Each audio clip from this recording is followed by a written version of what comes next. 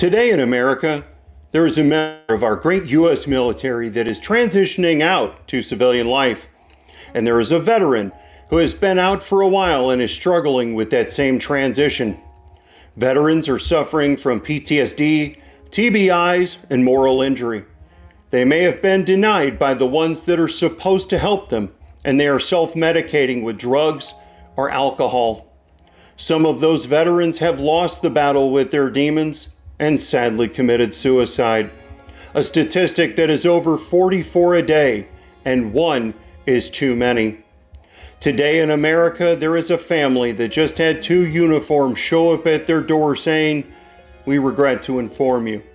And now they're struggling with the hurt, grief, and loss of a loved one, and now a Gold Star family. At the Veterans Ranch, we are committed to finding and serving these great Americans in need. We serve the ones that served us all. Through equine therapy, we are here to heal the deep emotional wounds that this community suffers from that you can't always see. We can't reach these veterans and Gold Star families without your support. So please visit our website or scan the QR code on your screen and sign up for just $19 a month. It is just that easy. For just 63 cents a day, you will help save veterans and Gold Star families that are suffering and provide free equine therapy, shelter, jobs, and the love and respect that they earned and deserve. This is a dire situation, so we are asking for 3,000 people to sign up and pledge today. If you do, we will send you this Veterans Ranch t-shirt. If you are wondering if your support will make a difference in these people's lives, we assure you that it will. If you have ever thought about helping these great people, then now is the time.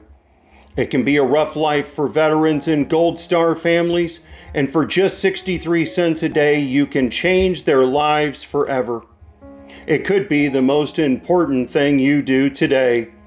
So go to the website or scan the code and support the ones that sacrificed more for your freedoms than you can imagine. They gave everything for you. Can you give just a little for them?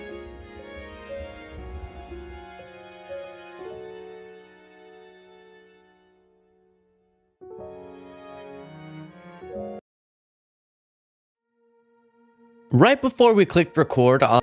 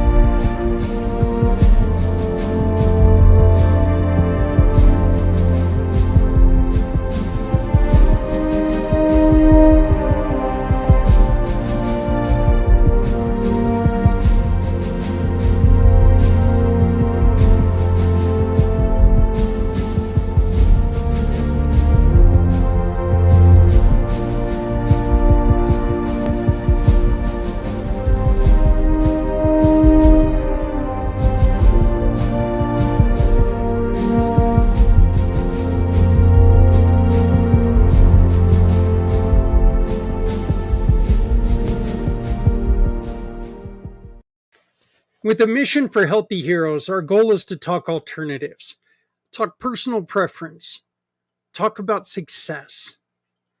What works for you isn't always going to work for others. We ask you to join us if any of these sound familiar.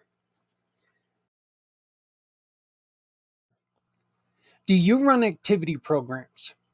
Activities like art therapy, music therapy, animal assisted therapy, outdoor adventure programs, sports and fitness programs, gardening and horticulture programs. These programs have been proven to reduce stress and anxiety, boost mood and increase serotonin levels, improve social skills, and reduce feelings of isolation while enhancing self esteem and creativity. They also provide a healthy outlet for emotional expression. What about a structured or heavily regimented program? These programs are designed to provide clear framework and routines that help individuals develop skills and stability in their mental health journey. Cognitive behavioral therapy, residential treatment programs, support groups with scheduled meetings, vocational training, and rehabilitation programs, or day treatment programs with partial hospitalization programs. Encourage accountability and regular participation. Help individuals establish daily routines for stability. They provide peer support and they reduce isolation. They also build life skills for long term recovery while focusing on measurable progress.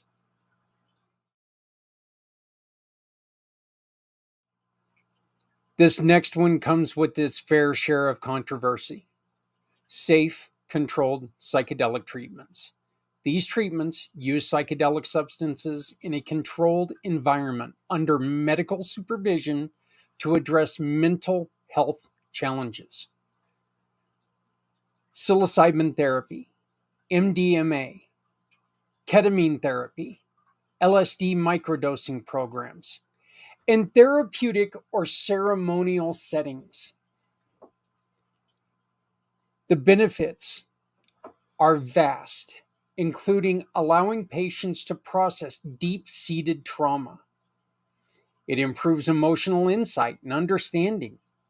It reduces symptoms of anxiety, depression, and PTSD. And it also promotes feelings of connection and empathy while catalyzing long lasting behavior and emotional change. Our final example for this video is mindfulness retreat programs. Mindfulness retreat focus on deep relaxation, meditation, and self-awareness, often in serene and natural settings. Silent meditation retreats, mindful movement retreats, nature-based mindfulness retreats, healing wellness retreats, and mindfulness for trauma programs. They enhance self-awareness and emotional regulation. They reduce stress and improve focus. They boost resilience against depression and anxiety, promote physical relaxation and mental clarity, and encourage spiritual growth and inner peace.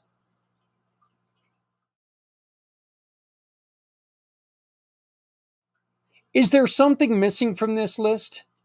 Tell us about your program and all the good that you're doing, working to support our heroes and their battles with mental health difficulties. If you scan the QR code below, it allows us to discuss how working together will help so many. Please join us on February 22nd for Mission for Healthy Heroes. Healthier tomorrows for our heroes today. Hey everybody, welcome back. My name is Zach Clayton, Community Pay It Forward, Community Dare to Care, and the PAC channel. We are moving along. Let's see here. We are into hour 9.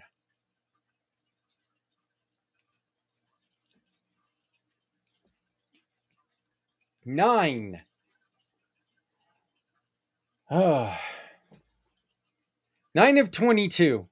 That We're moving along. We're moving along. This next little hour and a half segment, I'm going to tell you something. If you've ever heard the term drinking from a water hose, yeah, we have guests every 15 minutes. So we are going to be talking and we're going to be getting as much information as we can. But you know what? That doesn't mean that you need to sit still. This QR code right here, this little guy right here, the little big guy, little big, whatever. I'm going to stop playing with him now. All right. But this QR code right here is your chance to tell your heroes, your first responders, your veterans, your whatever, we support you. Send a message to someone saying, damn it, we love what you do. Thank you, thank you, thank you. Send questions to us.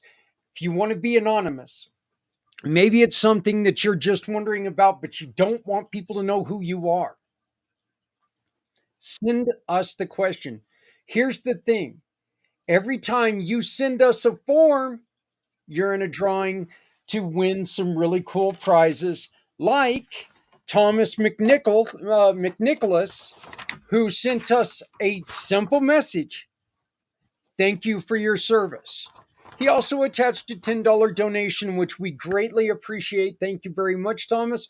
Thomas, for you sending in this message and supporting what we're doing, we're sending you a 1-year subscription to a For My Card. You can see what For My Card is if you scan this QR code, because that's my For My Card. Coming up right now is Dr. or Professor Dr. George Grant. Sir, you really like having a lot of names. How are Thank you. you doing today? I'm doing great, Zach. Thank you so much for inviting me. Do me a favor. Tell us a little bit about what you've got going on. What are some of the things that you're doing, and how can we support you? Thank you so much, Zach. So we have 5 hours here, or only 5 minutes?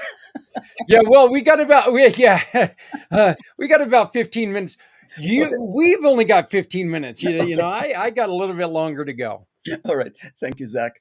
Uh, my name is Dr. George Grant, and I've been doing what I'm doing now for 50 years. Yes, I'm 74 and a half. I'm going to be uh, three-quarter century and 75 by the end of April, in about 2 months or so. And I've been doing everything here to help my clients, because when I was 18 years young, Zach, I lost my mom at age 45 years young, half her projected age, from diabetes, obesity, and heart disease. We call it diabetes now. And I lost my dad at 60. I've never seen my grandparents. They died between 55 and 59. Never seen any one of them. So I committed at age 18 to become a victor, not a victim. So I studied 3 bachelor's degrees, 3 masters, and only 3 doctorate degrees, because I'm still learning about all of the stuff to focus on prevention, not intervention, self-care instead of crisis care. So this is what I've been doing now for the past 50 plus years, and helping 40,000 clients, Zach, all over the world, across Canada, across the US, Australia, New Zealand, and basically Europe, and across the world. So everything you need to know about me, but you're afraid to ask, is at academyofwellness.com. So the biggest challenge we have right now, Zach, is to prevent and reverse diabetes. This is the combination of diabetes and obesity. It's becoming now an epidemic, almost surpassing heart attack and stroke as number one killer. It's very hidden here, and it's just like, hopefully all of your listener do not have any of these conditions, and if they do, we offer them a way to detect and correct the lifestyle. Nothing can fix poor lifestyle. Your eating habits, drinking habits, sleeping habits, exercise habits. This is what we talk about, because nothing can fix poor lifestyle. Nothing. I do not know of anything in my career for 50 years to fix poor lifestyle. So how do you fix lifestyle? It takes 2 minutes, Zach. Just go to academyofwellness.com and complete lifestyle quiz. It takes only really 2 minutes, 2.5 minutes maximum to finish 10 questions. Every question is out of 10, so it's total 100. So I've done this with my 40,000 clients, and the average score I've got, Zach, 55%. So they need some help. I've got a client who had a score of 33%. He was type 2 diabetes, suffering for 10 years, taking 10 medications. And I said, "What is your score?" He said, 33%. I said, "Okay, let's work on that. Forget about the 10 medications because the lowest blood sugar he got from 450 is 370 with all of the 10 meds. So obviously the medication was suppressing his symptom, but did not fix his lifestyle. As soon as we fix his lifestyle, within 3 months, his blood sugar, Zach, dropped to 90 to 95. And his A1C dropped from double figures to under 6.5. He has released 33 pounds, and his lifestyle IQ quiz in 3 months is 88%. 88. Wow. So you can see here, he he has no diabetes and he was scheduled for amputation. Amputation is canceled. No diabetes, no amputation by fixing his lifestyle. So I'm not against medications. If you're taking medications, keep taking, listen to your physician and take it. But just remember, it does only suppress your symptom until you fix your lifestyle. But if you do help yourself to improve your lifestyle and take the medications, that would be much better. So Jeremy now is not taking any medication. He's very healthy. He was scheduled for amputation. This canceled. No medication now. His blood sugar 90, 95 is healthy. You know, Zach, if I tell you we have thousands of clients like this, anybody listening to your podcast right now who have a challenge, we can detect it and correct it. How? Lifestyle, number one. Number two, we have this wonderful app called Virtual Voice Scan. So I inviting all of your viewers and all of the people on listening to this to do the lifestyle quiz and do this scan to detect and correct their voice frequency, and then we can see exactly what is the root cause, or what is the red flag that correlates with blood test, correlates with MRI, PET scan, CT scan, ultrasound. And this, I have published 10 papers, Zach, on it in the medical literature. So this is correlated to blood test and MRI. No question about the validity of it. So I invite your clients to go to academyofwellness.com and book a session with me. It takes only 30 minutes. And the lifestyle quiz, you check 2 minutes to reverse any condition within 90 days. That's what I do, Zach, in less than 5 minutes. Take a breath. Yeah, you did great, Doc. One of the problems, and my wife and I have both talked about this. We obviously we're getting older. Uh, for some reason, that getting younger thing, it just hasn't worked out the way that we were hoping it was going to. But yeah, so we're getting older. We both work from home. Yes. Okay, we both are sitting here all the time. I'm on the computer, she's on the computer. When we're not talking to someone, it's almost like smoking. Yes. When I quit smoking, Yes. it wasn't the smoking that I had the worst problem with. It was having something in my hands and putting it to my mouth. Exactly. I started swallowing candy bars like they were cigarettes. And I ended up packing on twice my weight when I did that. Yeah.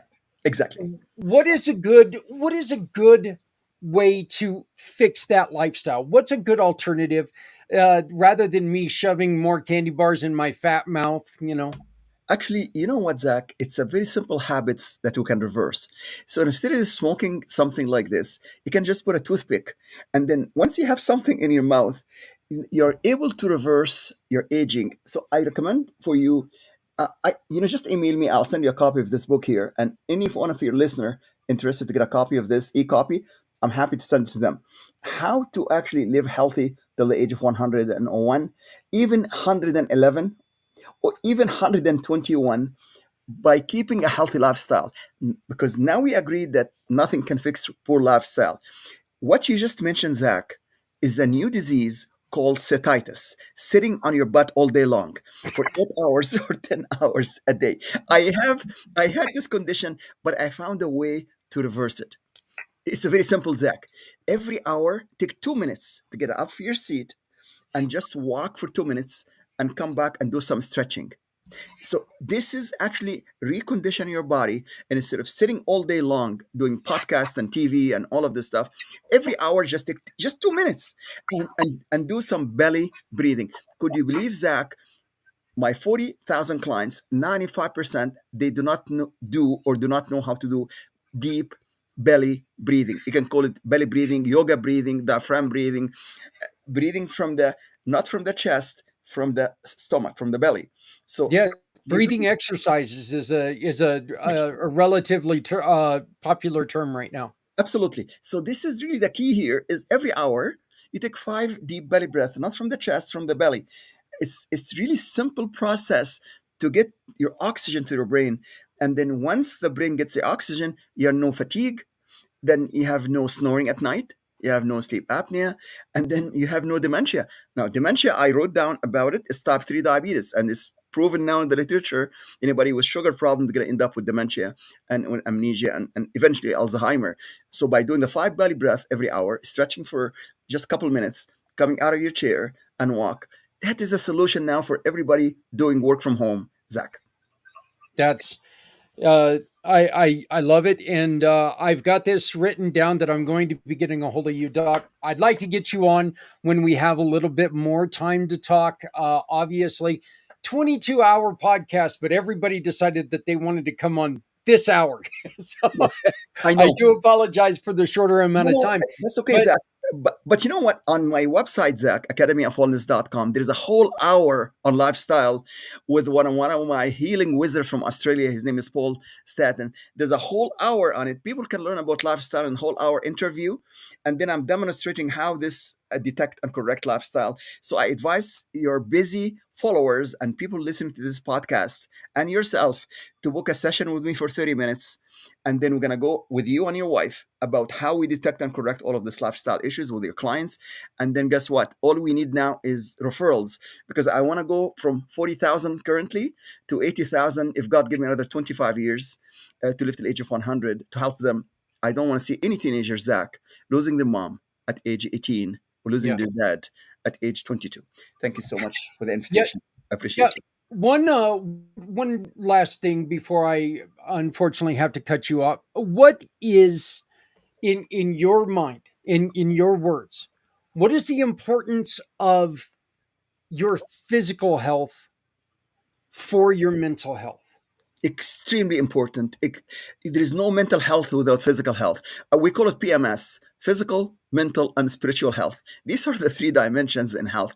Let your food be your medicine, and medicine be your food. And you got to know what you eat, what you do not eat, and what's eating you for stress. This is what actually makes the physical health. No substitute for walking 1 hour a day. There's nothing, there's no pill. You cannot take Ozempic substitute or any GLP substitute for lack of exercise. Nothing that I know of. Just take, okay, instead of 1 hour, take half an hour. Start even with 15 minutes. Start with that, and then 20 minutes, and then 30 minutes, and go to 1 hour. Baby steps. And then, you know what? Once you eat the proper stuff, you do the lifestyle IQ, eating your 9 vegetables and 2 fruits, and then eating the healthy stuff, and avoid anything to cause you food allergy. And that's what we detected here, Zach, with that test, which I'm going to do for you and your wife to see what caused you all of the allergies. Most people have allergy toward dairy, and most people have allergy toward the gluten. So if you cut back on gluten and on the grains and stuff and on the dairy, it's really simple process from there on. But we have to know what is bothering you physically that can affect your mental stress. And by the way, gut health is brain health. So once you have your healthy gut, you're going to have your healthy brain. How are you going to have healthy gut, healthy eating habits, drinking habits? I hope your clients who are listening to us drinking water, because our body is 70% water, not 70% soda, not 70% alcohol, not 70% caffeine. So we have to cut back on the bad stuff and increase the good stuff. Water, simple, water and Yeah, breathing. yeah, It's yeah. common That sense. it does make a lot of sense. Um, Granted, I'm pretty sure that my wife is sitting in the other room, kind of going, "Are you listening to this, Zach? Are you listening to this, Zach?" Because I'm not very good at drinking water. I will admit. Okay, no, I'm terrible at drinking Keep water. it, I, keep I it beside you and just take it and sip every 15 minutes. Just take a small sip. yeah. Healthy habits will make healthy body, healthy mind, and healthy living till age of 100, 111. Zach. Well, well, you know what, Doc? Dr. George Grant has been joining us. If you look on the description of this segment, you can find his LinkedIn page where you can go and you can find everything about Dr. Grant. What's your website one more time? academyofwellness.com. Very simple. Academyofwellness.com. It's on LinkedIn. I am on Alignable. I am on Facebook. I am on X. I am on Instagram. You're going to find me very easily by just typing my name or type Academy of Wellness and connect with me. Join me for free, 30 minutes. Pick my brain. And if I do not know the answer, I'll find somebody with more than 3 doctorate degrees to help you to get the answer. Okay? That sounds great. And you know what, Doc? I will reach out to you sometime next week. I Please. want to thank you very much for being part of Mission for Healthy Heroes. Thank you, sir. We will talk to you very soon. Thank you, Zach. Looking forward to talk to you. Bye All bye. right. Goodbye. Wow. I feel so bad doing this, but like I said, it was everybody came at the exact same time, you know. So it is. There was the first part of the fire hose, and here comes Diane. Diane, how are you doing? I'm wonderful, wonderful. Nice to see you, Zach. It's good to see you again. It's you and I had a wonderful conversation uh earlier. Was it last week or yeah, we I think about a week ago. Yeah, well, there you vague. go. I know. Time flies. Yes, it does. So Yes, it does. No doubt. you also have another you have a lot of stuff going on, but one of the things that you like to tell people is and make sure that they understand about this is what's called redox. Can you explain this? Yes. So, redox is something that happens in our bodies at the cellular level. When you are in a redox state, your reductants and your oxidants are balanced, then you're healthy as a horse. But when they are not balanced, Zach, all kinds of bad things happen. And how do the redox cellular state, how does that get out of balance? It's called the junk in our system. It's called the junk in our system. There's all kinds of names. I call it pills, poisons, and parasites. So when we are out of balance, because cells are the underlying foundation of every organ, every system in our body, then what happens with a lot of us, we have been trained that a symptom needs a medication. And so, with that medication addressing a symptom, not the cause, oftentimes it that medication will create another symptom for Yeah. another medication. Okay, so I call it the SMS cycle, the symptom, medication, symptom. And I wished I would have bought stock in pill boxes about 30 years ago because we have all those Monday, Tuesday, Wednesday, Thursday pill boxes to keep it all straight. The bottom line is, and I co-authored a book, as you know, Zach, called Let It. The body can heal itself given the proper environment. And what we're not trained to do is to pay attention to what we eat, how we hydrate, and how we exercise, manage stress, get our rest. We're not trained to do all those things so that we can allow the body to heal itself before these symptoms continue. So, part of understanding how to get back to a redox state is addressing those 5 pillars of health first: nutrition, hydration, rest, stress, and movement. But then we go after the junk that's in our system. Where does the junk come from? Is it the way we're eating? Is it the pills we're taking? And that's a dicey one. I think I might have shared with you, Zach, that just 3.5 years ago, my own daughter, my own blood daughter, was on 24 to 26 Yeah. meds a day while under doctor's orders. Yeah. And she couldn't function. I mean, her brain didn't work. She couldn't work outside of her home. She couldn't even work inside of her home. She was nervous, high strung, couldn't sleep, and smoking and drinking out of boredom. And it was a radical mess. And that's when I found cell signaling molecules, the understanding of cell signaling molecules. And if we go just age alone, we stop producing as many of these cell signaling molecules as we need. So without getting too scientific, I mean, the bottom line is every one of those pills was addressing a symptom, not the cause.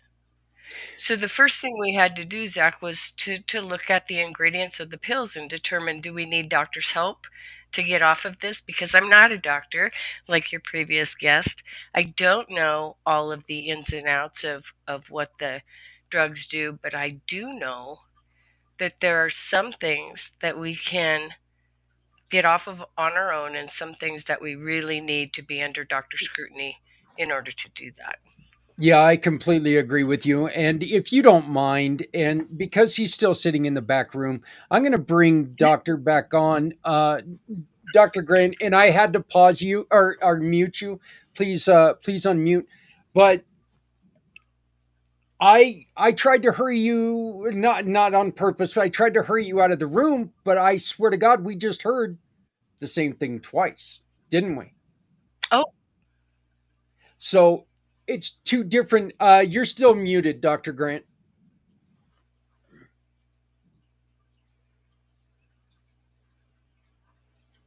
mm, Here, let me try to.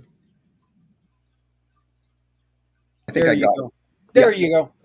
I fully agree with what Diana, was saying here.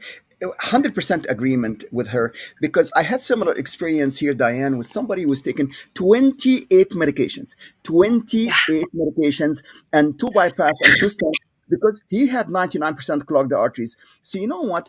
It's warranted. If I had 99% clogged arteries, I listen to my cardiologist. I'll be taking that. The problem is you've been taking it for 20 years and no yeah, change, and he was sent to hospice to die in 1998. So, Diane, what you said is absolutely correct. What happened to your daughter here? Because we helped this guy to improve his lifestyle. He has very poor lifestyle here. I asked him, what is it that you eat? He said, oh, nothing. It's just bacon and eggs. I said, you eat bacon and eggs for breakfast for how long? He said, for 20 years. I said, but you have 99% clogged arteries. You cannot have bacon. It's very fatty. He said, he told me it's okay. I said, okay, well, how much water do you drink? He said, I drink diet soda. I said, you cannot drink diet soda when you have diabetes. They told me it's approved by FDA. I happen to work with the FDA and CDC and Health Canada. I said, diet soda is not safe for diabetics. Anyway, I agree with you, Diana, 100%, because that's what happened to improve his lifestyle. Within 6 months, like what you did with your daughter, no meds, no bypass, and no medications. And then he's living yeah, happy. Guess what? You're not gonna be believing this, Diane and Zach. He's still alive at 103 from 1998 with no medications. What you have done for your daughter is heroic. You're among my heroes. And Zach is among my heroes because oh, he put us on the same stage to tell people medication is only a temporary fix to fix symptoms. Yeah. But I agree with you. You gotta T- fix you oxidative. know, I'm Tell us a humbled little bit and about. Yeah, go on ahead and say what you were going to say, Diane. But then tell us a little bit about ASEA and let us know yeah, what you discovered with ASEA and tell us some more about it, please. sure. First of all, I'm humbled and honored that Dr. Grant, with all of his degrees, um, supports my efforts and what I'm Ah, saying. Oh, and he's an ASEA user too. I love it. I love it. Um, that's wonderful. Yeah. But we teach people not to drink out of the bottle, Dr. Grant, because I of know. the shame on you. But I will say this, there's a lot of doctors that don't agree because they're um, unfortunately that's what they were trained to do, is to understand the pharmaceuticals that are available to treat the symptoms, and they don't look at the body as a whole. And one of the things that in it really was an honor and a privilege to work with my daughter for the last 3.5 years. But I will tell you, she was ready. Number one, you had the participant has to be in the frame of mind that they're ready. They're sick and tired of being sick and tired, and they're yep. ready. So when we started systematically taking her off of each and every drug, before we accomplished getting off of all 26 of them, 16 of them, by the way, were opioids that she should have been dead. Um, Changed her eating habits, got her on ASEA, which is ASEA is the catalyst that repairs and repairs damaged cells, replaces the cells it can't repair, and it brings your cell signaling back up. Now, let me, Zach, just quickly explain the importance of cell signaling. You can go about 30 days without food, maybe 3 days without water, maybe 3 minutes without air. You can't go 3 seconds without cell signaling. When did we ever learn that? So, right? Cell Not even in signaling, science class did you ever hear anything like that. not even in science class. So because cells are the underlying foundation of every organ, every system in our body, and they signal to each other that allows us to move our mouth, move our fingers, it's the color of our hair, our eyes, it's everything. Cell signaling is everything. Just with age alone, our body has a reduced capacity to produce the cell signaling, and cell signaling is produced in every single cell, in the energy plant or the mitochondria of the cell. My gosh, it's gratifying to have a degreed doctor agreeing with me, because I've, I've argued with many of them who just think I am a whack job, and the only doctor I have in my name is my first and last initial, Dr. That's it. But I've I mean, so it's very gratifying. So thank you, Dr. Grant. But um, when when this cell signaling gets reduced by age alone, now add stress, trauma, and disease. And man, it just goes way down, which is why people don't get off the sofa for 20 years. They can't get well. They can't get better because this cell signaling is reduced, and then we continue to put more poisons in them, which they're going to get without pills. They're going to get it from the air they breathe, the water they drink, the food they eat. So you add all of that into a system that's already has reduced capacity. And by the way, when your cells are signaling property, your glutathione, the master antioxidant from the liver, is producing at a rate necessary for the body. ASEA not only repairs and replaces cells, but it increases that glutathione production as well. So, what is ASEA made out of? God made us using salt and water. And taste your tears if you don't think that's a fact. So, salt and water is what's used to run through this energy plant to produce these fleeting bits of energy that are called cell signaling molecules. Zach, it's the equivalent of trying to, grab a hold of the sparks that can start a fire. They're just, they're gone before you can hold on to them. So the science health breakthrough, the miracle of that breakthrough, was being able to take those cell signaling molecules, those fleeting bits of energy, and stabilize them in a big blue bottle that you saw Dr. Grant hold up, stabilize them in that bottle, and give them a shelf life. They said Yeah. it couldn't be done. They said it absolutely could not be done. So not only has it been done, but it's changing lives in 34 countries around the world for 14 years, and very few people know about it. Really, less than 2% of people in the world know about it. So if that's what helped reduce the cessation for smoking, for drinking, which helped her get off of sugar, which helped a lot of things. But there was still a component that I was missing And again, going back to the Lord in prayer, I'm like, okay, if inflammation is the cause for most all disease, what causes the inflammation? Where Free does it radicals. start? Free Yeah. radicals. And so he got me up at 3 o'clock in the morning and said, chemicals, heavy metals, Pesticides. parasites. Yeah. So I'm like cramming on the keyboard. I'm like, what are you talking about? Parasites? What are you talking about? And I have gone down a path of parasites like you can't believe. In fact, my next book will be called Pills, Poisons, and Parasites.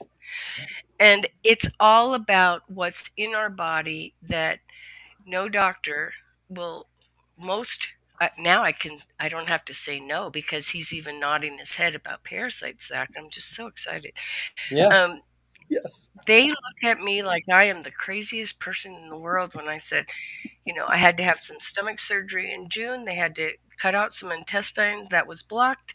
I said, take pictures. I want to see what's in there. And he goes, what? Why do you want pictures? And what are you looking for? And I said, parasites. And he goes, that's not a thing in the U.S. I'm like, where are you from? Right. So, I mean, 6 doctors over the last 6 months, and not a one of them thinks I'm anything but an old lady lunatic. I'm telling you, Zach, the next thing we did with her was we put her on an extensive parasitical cleansing, heavy metal cleansing, and again with products like ASEA that I can't hurt anybody with because I'm not even a scientist. I'm a researcher. And I know enough to know that whatever I share with people, number one, my daughter and I are the first guinea pigs. We're still alive to talk about it. And number two, they have to work at the cellular level because that's the cause. That's where everything starts. Yeah. And number three, it can't interfere with existing meds.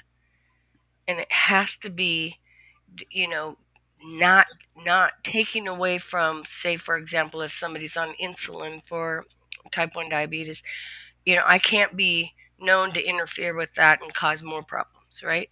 So, non toxic, doesn't interfere with existing meds, but getting the garbage out and restoring the cellular um, capacity to produce these molecules, then the body can heal itself. And did I say that ASEA is made out of salt and water?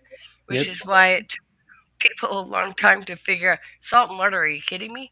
No, you go pour some salt in a glass of water and put a rose in it, and then do the same thing with ASEA.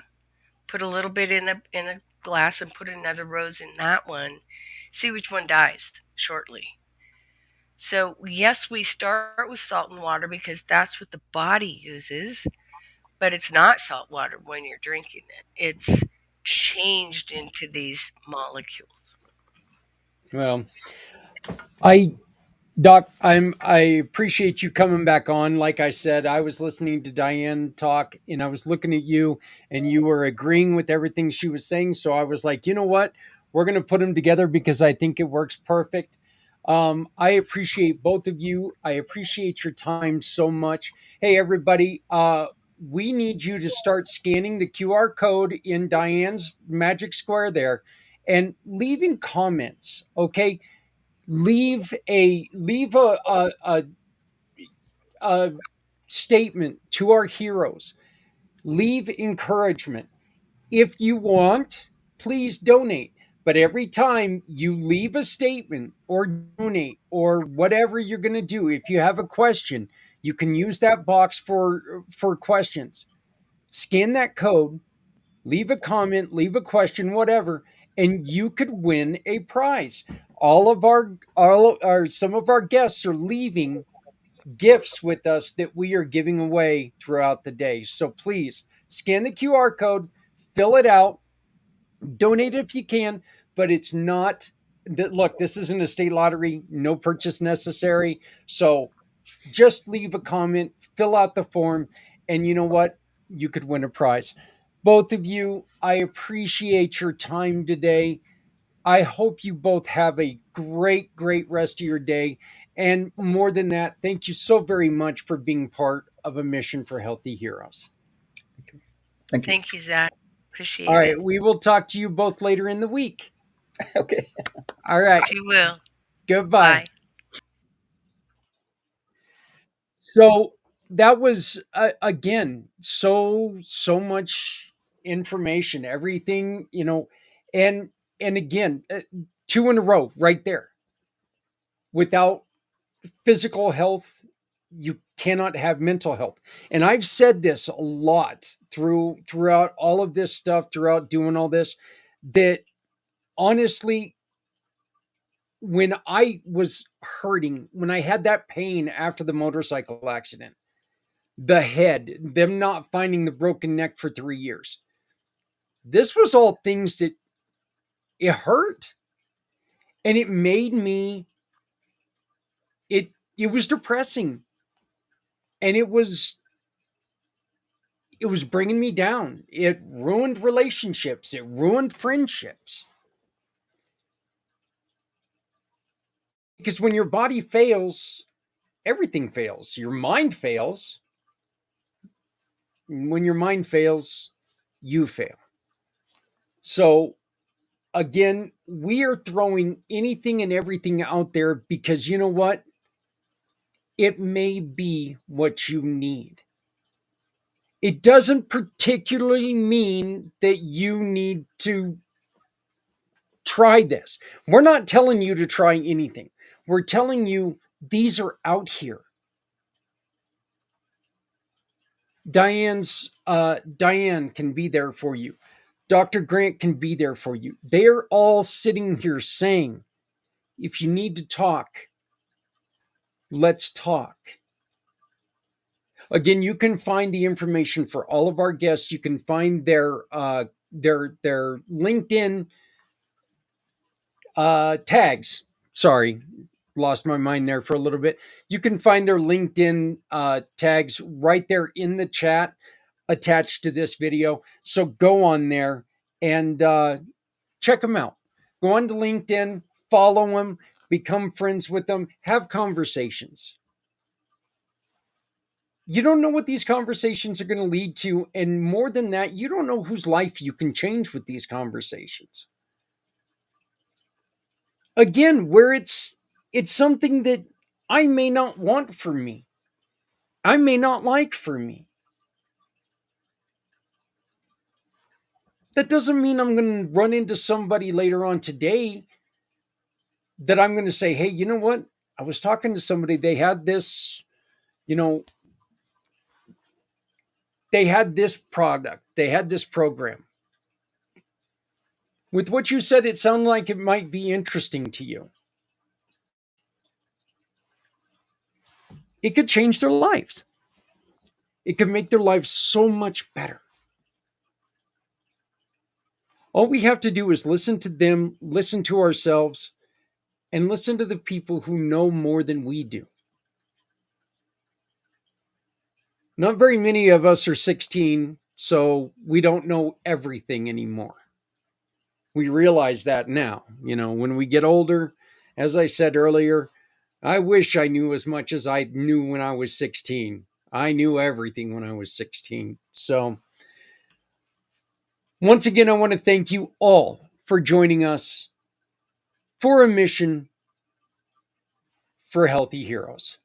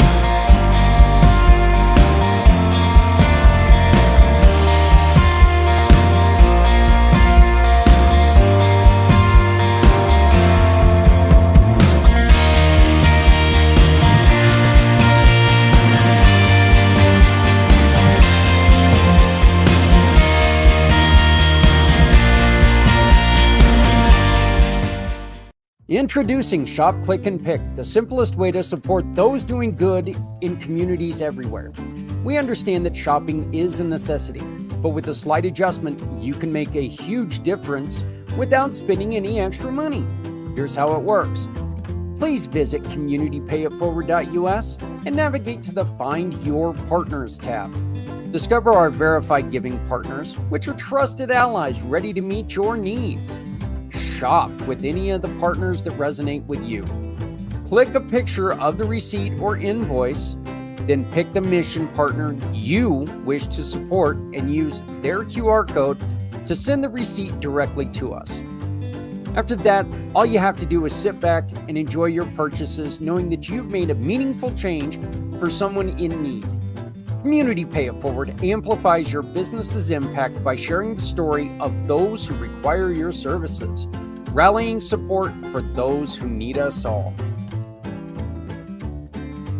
Because no one needs to go it alone when we all come together. Well, I really should be a little more proactive and go back through and change my logo where it needs it. That's obviously the old logo. We did change it at the beginning of the year. We now have a green color to it. Not for any particular reason, except for when I created that logo, I put the colors together that really looked good. They popped. They were great. They were awesome colors. That brown and gold, it was fantastic. It was just great. It's my high school colors. You gotta be kidding me.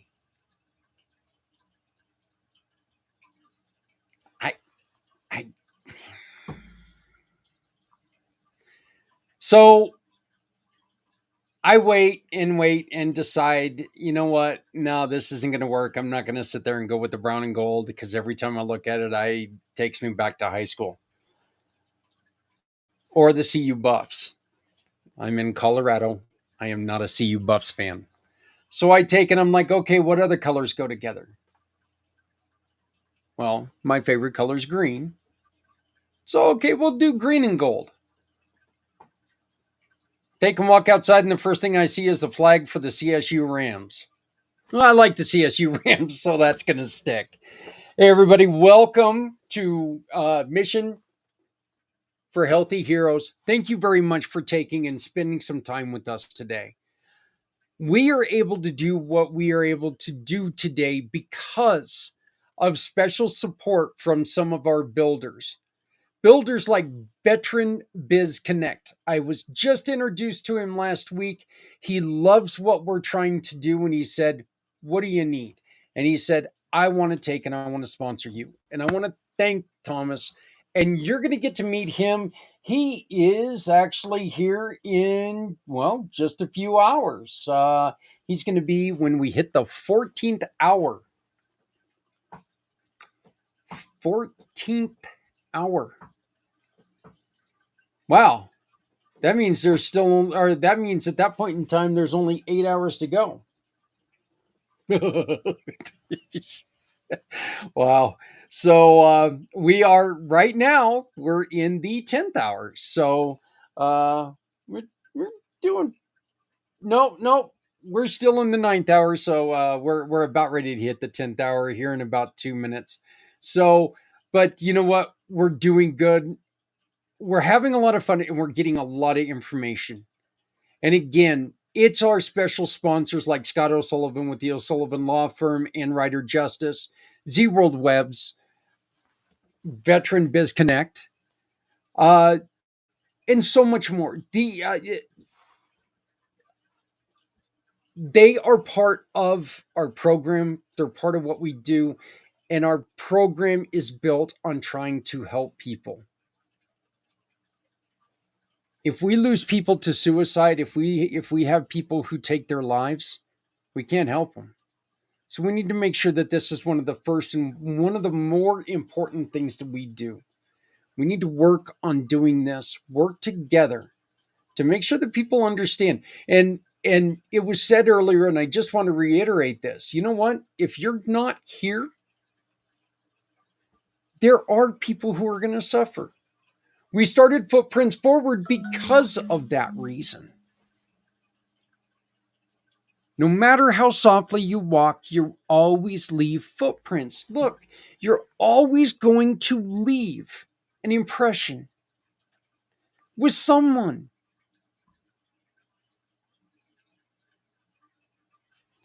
I'm not going to say it's never happened to where somebody left this earth and nobody cared. I'm not going to say that because we just don't know.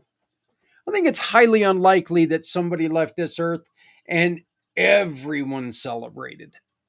I know there's a few people that we look back in history and we're like, yeah, well, they should have been happy. But that's not the point. The point is, we are here today to make sure that people have the information needed to find the cure that they are comfortable with.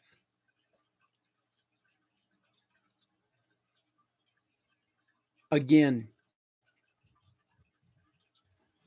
we talked to Alicia this morning, and Alicia was talking, and she made it very, very clear how much her spiritual learnings, how much God meant to her and to her healing after sexual assault.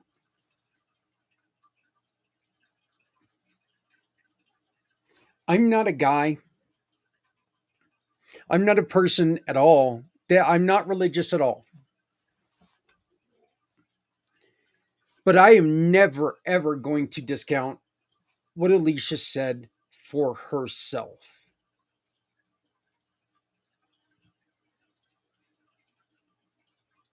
We don't have to believe the same thing that each other believes.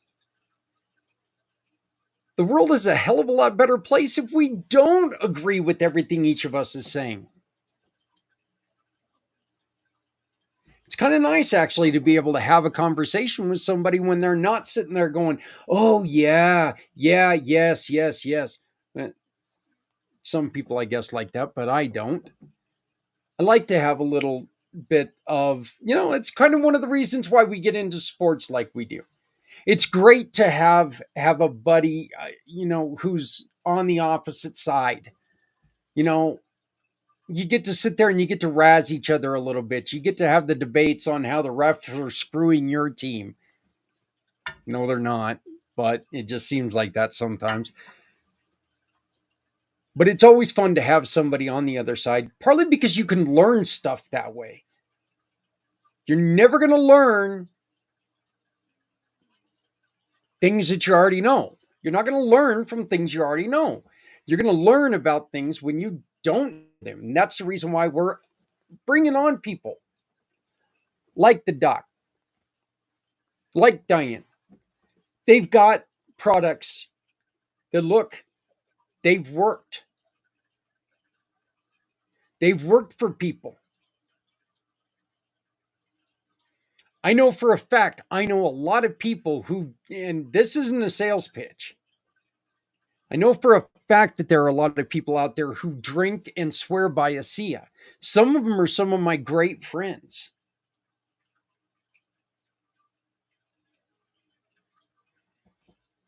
Some are part of this program. Does it work for everyone? And this was one of the things that Deb and I talked about when we were talking about my experience with it. It didn't work exactly how I was wanting it to. Did that mean it didn't work, or did that mean that it didn't work for what I was hoping it worked for? Hard for me to tell. I don't know.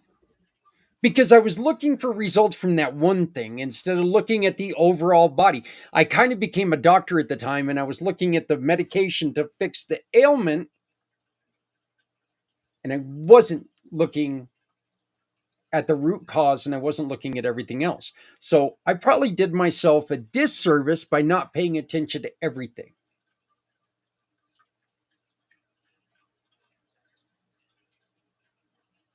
Long story short, I've tried ASEA. It didn't work for my headaches. But you know what? I know plenty of people that it worked for. I will never sit here and say that means that I am not ever going to I'm not ever going to bring it onto the program. No, because you know what? If it works for you, that's what we want it to do. And we're not going to shy away from anything. I am not a fan of, and I'm going to say this again, and it's this is difficult for me to say. I've been on painkillers for over 30 years. I'm not on 28.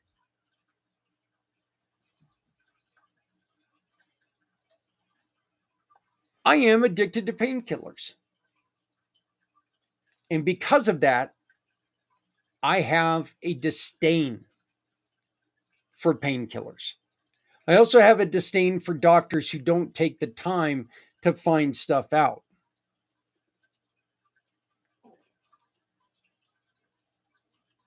When they take and they pump you full of medications and stuff like that and tell you that, hey, I'm going to give you this to deal with the pain. Yet 3 years later, they find out that your neck is broken.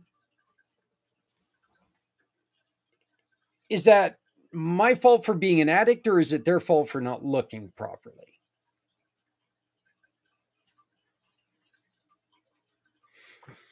When I went into the doctor and when I went in to go to the doctor and I saw a nurse practitioner, this nurse practitioner at one point in time told me, and this is another part of the situation I had with my own struggles to get through the motorcycle accident. Is this nurse practitioner said, no, you're just in here to get more painkillers. And I was like, I am absolutely not in here to get more painkillers. I really wanted to find out what the hell was going on with my neck. Why did my neck hurt so bad? Why could I not move my arm? Why couldn't I function? Why couldn't I lay down flat at night? Why couldn't I do all these other things? The accident was over, 2.5 years ago. I should be able to turn my neck more than this, but I couldn't do it. But you just need to go in for more physical therapy so we can take and stretch your neck in a way that you shouldn't be stretching your neck because it's broken. I don't want to give you an excuse for me being addicted to painkillers. I'm not going to give an excuse. There is a reason behind it. It's still my issue. I still need to work on fixing that. But that's the reason why I see things like ASEA and like what Doc brought in. And I see these as great things because I'm going to try them to see if it's going to help me get out of my situation.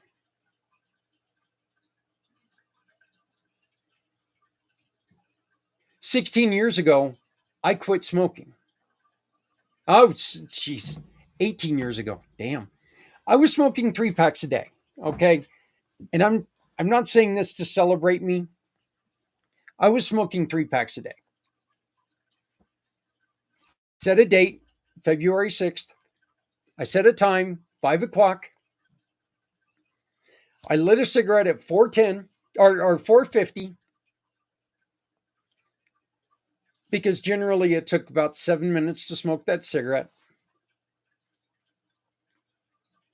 I put that cigarette out. I walked in. My buddy was in the house. I had 3 cigarettes left in a pack, and I had 3 packs left in a carton. I gave them to him, and I haven't smoked since. Once again, conversation with Doc there. I replaced cigarettes with candy bars, and I started shoving candy bars into my mouth. He mentioned, by the way, he mentioned toothpicks, and I I really the thing I did for the fidgeting on the fingers, and I don't know if this is going to be an interest to anybody, but this is what I did. I took and I grabbed straws, and I would put straws between my fingers because it had like the same girth, and then I'd put them in my mouth and I'd chew on the straw. Probably not the best thing in the world to do for your gut. Neither are toothpicks. But that's what I used. I used straws to help get rid of that. And granted, I also was shoving candy bars like a crazy man down my throat. Not that that's changed much any at all. But coming up in about 20 minutes, I'm taking a break so you get away from me. And that's because my lovely wife and her very best friend Jan are going to come on and they're going to talk about families of veterans. Jan's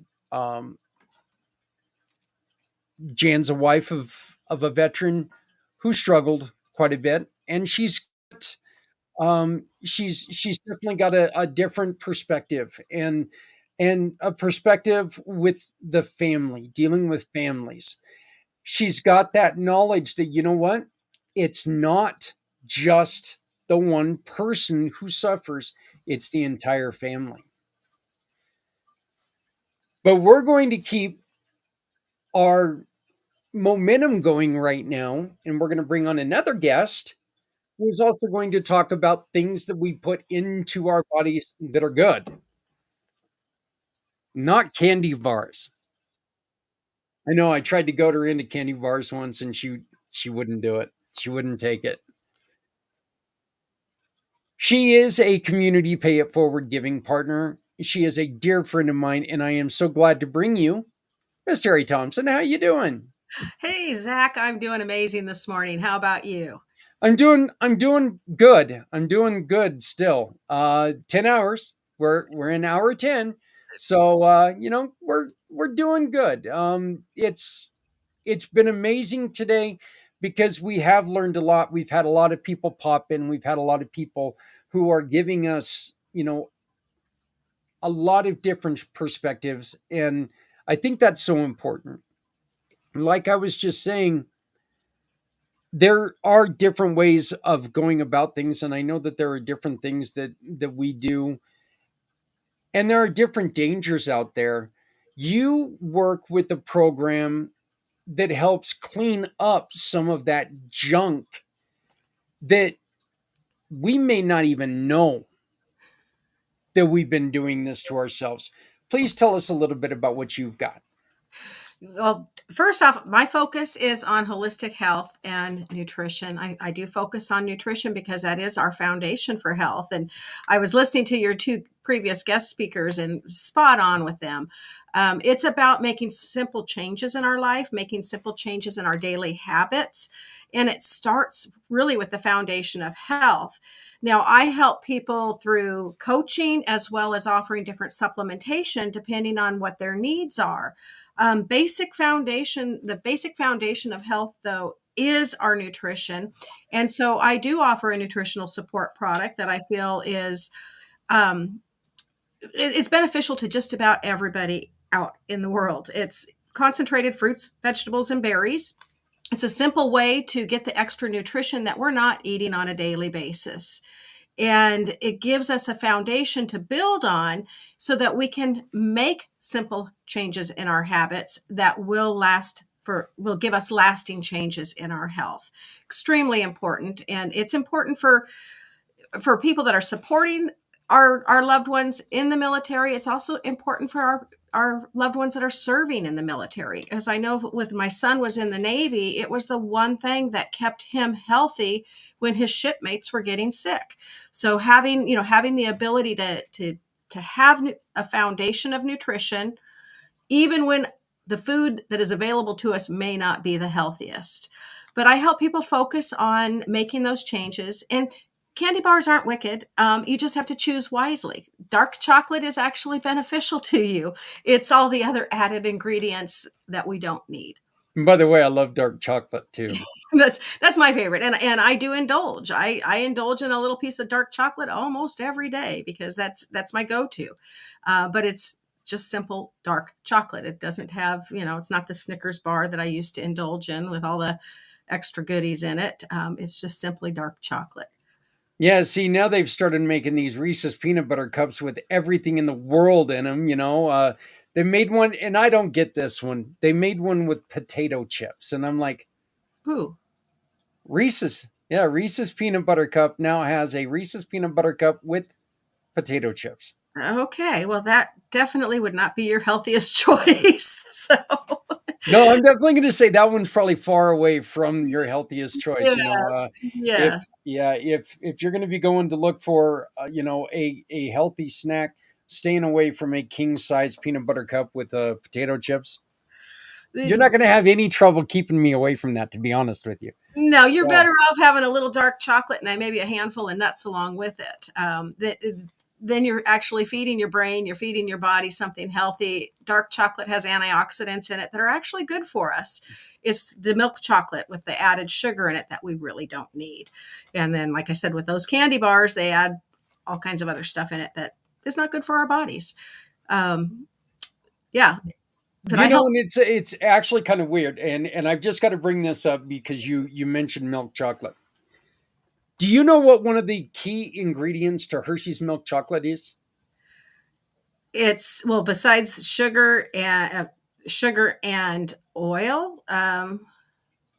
It's the milk being just short of sour. Oh, gotcha. Yeah, the milk was souring when Milton Hershey poured it in there, and it gave it that unique taste. And I was like, "You what?" when I first heard that, I'm like, "Oh no!" So, but tell us a little bit more, and tell us what you really want to do with Blue Jeans and Berries. Tell us what your goal, your mission, and plans are. Well, my goal really is to make healthy living simple, easy, and comfortable for people. We overcomplicate health, we really do, and there's a lot of confusion out. If you start Googling, you'll find all kinds of different quacky diets and things. I like to make it simple for people, comfortable. Blue Jeans and Berries is really about making it second nature and comfortable, just like slipping on your favorite pair of blue jeans. We don't have to think about that. You put on your blue jeans, you don't have to think about what matches with it. You throw a t-shirt, throw a sweatshirt, whatever. You can dress them up, you can dress them down. Healthy living needs to become second nature for us. It needs to fit our lifestyle, and it's not the same for everybody. We have to look at our daily habits and where can we start making simple changes that are sustainable for the rest of our life. It's not about diet. I don't like the word diet because the first three letters in diet, go figure that one out. And Yeah. and diets are not sustainable. We don't go off a diet so that we can splurge. I mean, you go off a diet. I'm on a diet. I'm going to go off my diet this weekend so I can splurge. You don't go off of healthy living. You don't go off of your daily habits or your lifestyle. You don't say, I'm going to stop my lifestyle this weekend so I can go out and have fun with my friends. You make that fun. You make that fit into your daily life. You make it fit into your lifestyle. It's not an all or nothing. And this is what I love to teach people is it doesn't have to be all or nothing. If I tell you you can never eat that chocolate again, it's going to make it more desirable to you and it's going to make it really hard. If I can tell you that if you can clean up your act 80% of the time and really focus on feeding your body the nutritious food that's going to fuel your body, fuel your mind, then 20% of the time it's okay to indulge. It's okay to go out and have pizza and beer with the boys once a week or once a month, or you just don't want to do that every day. It's the daily habits that we really have to focus on.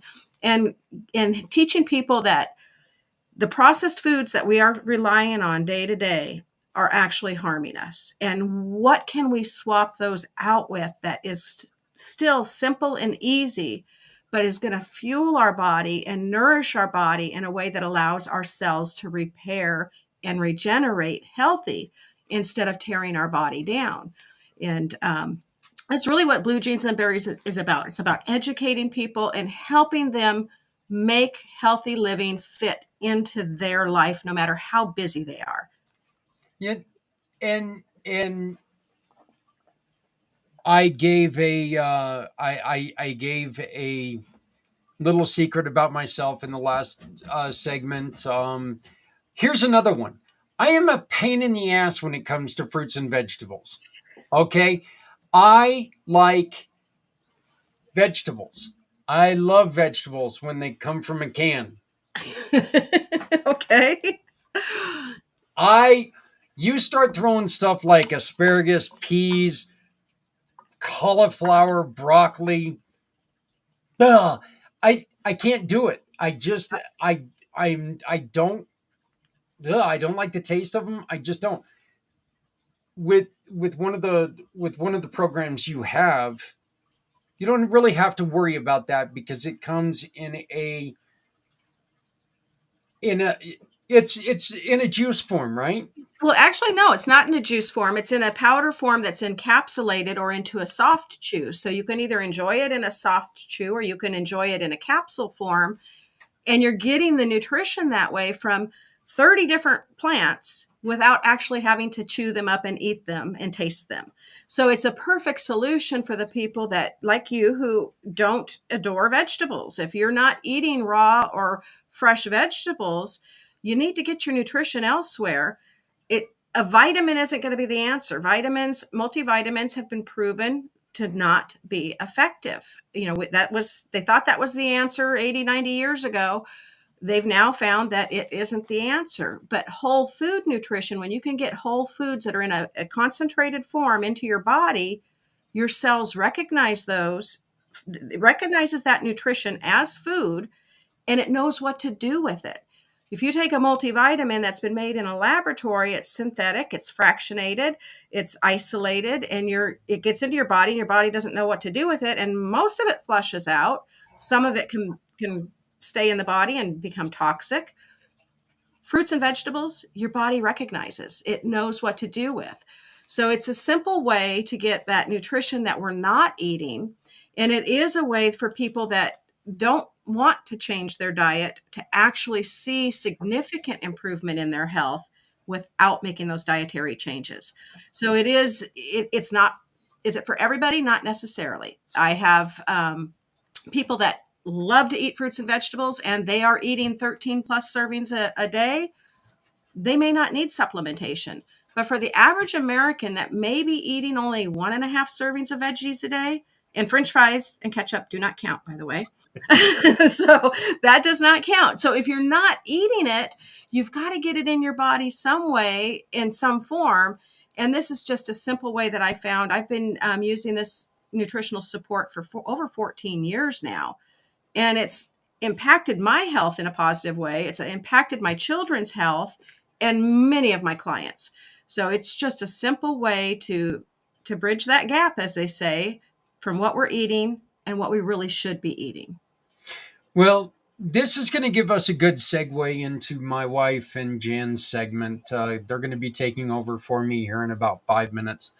You told me a story about that honestly, it was so eye-opening and really it was a little heart-wrenching, and it made me feel for you in a way that I'd never felt because I'd never heard a story like this. But can you tell us about when you realized that your son was no longer your son?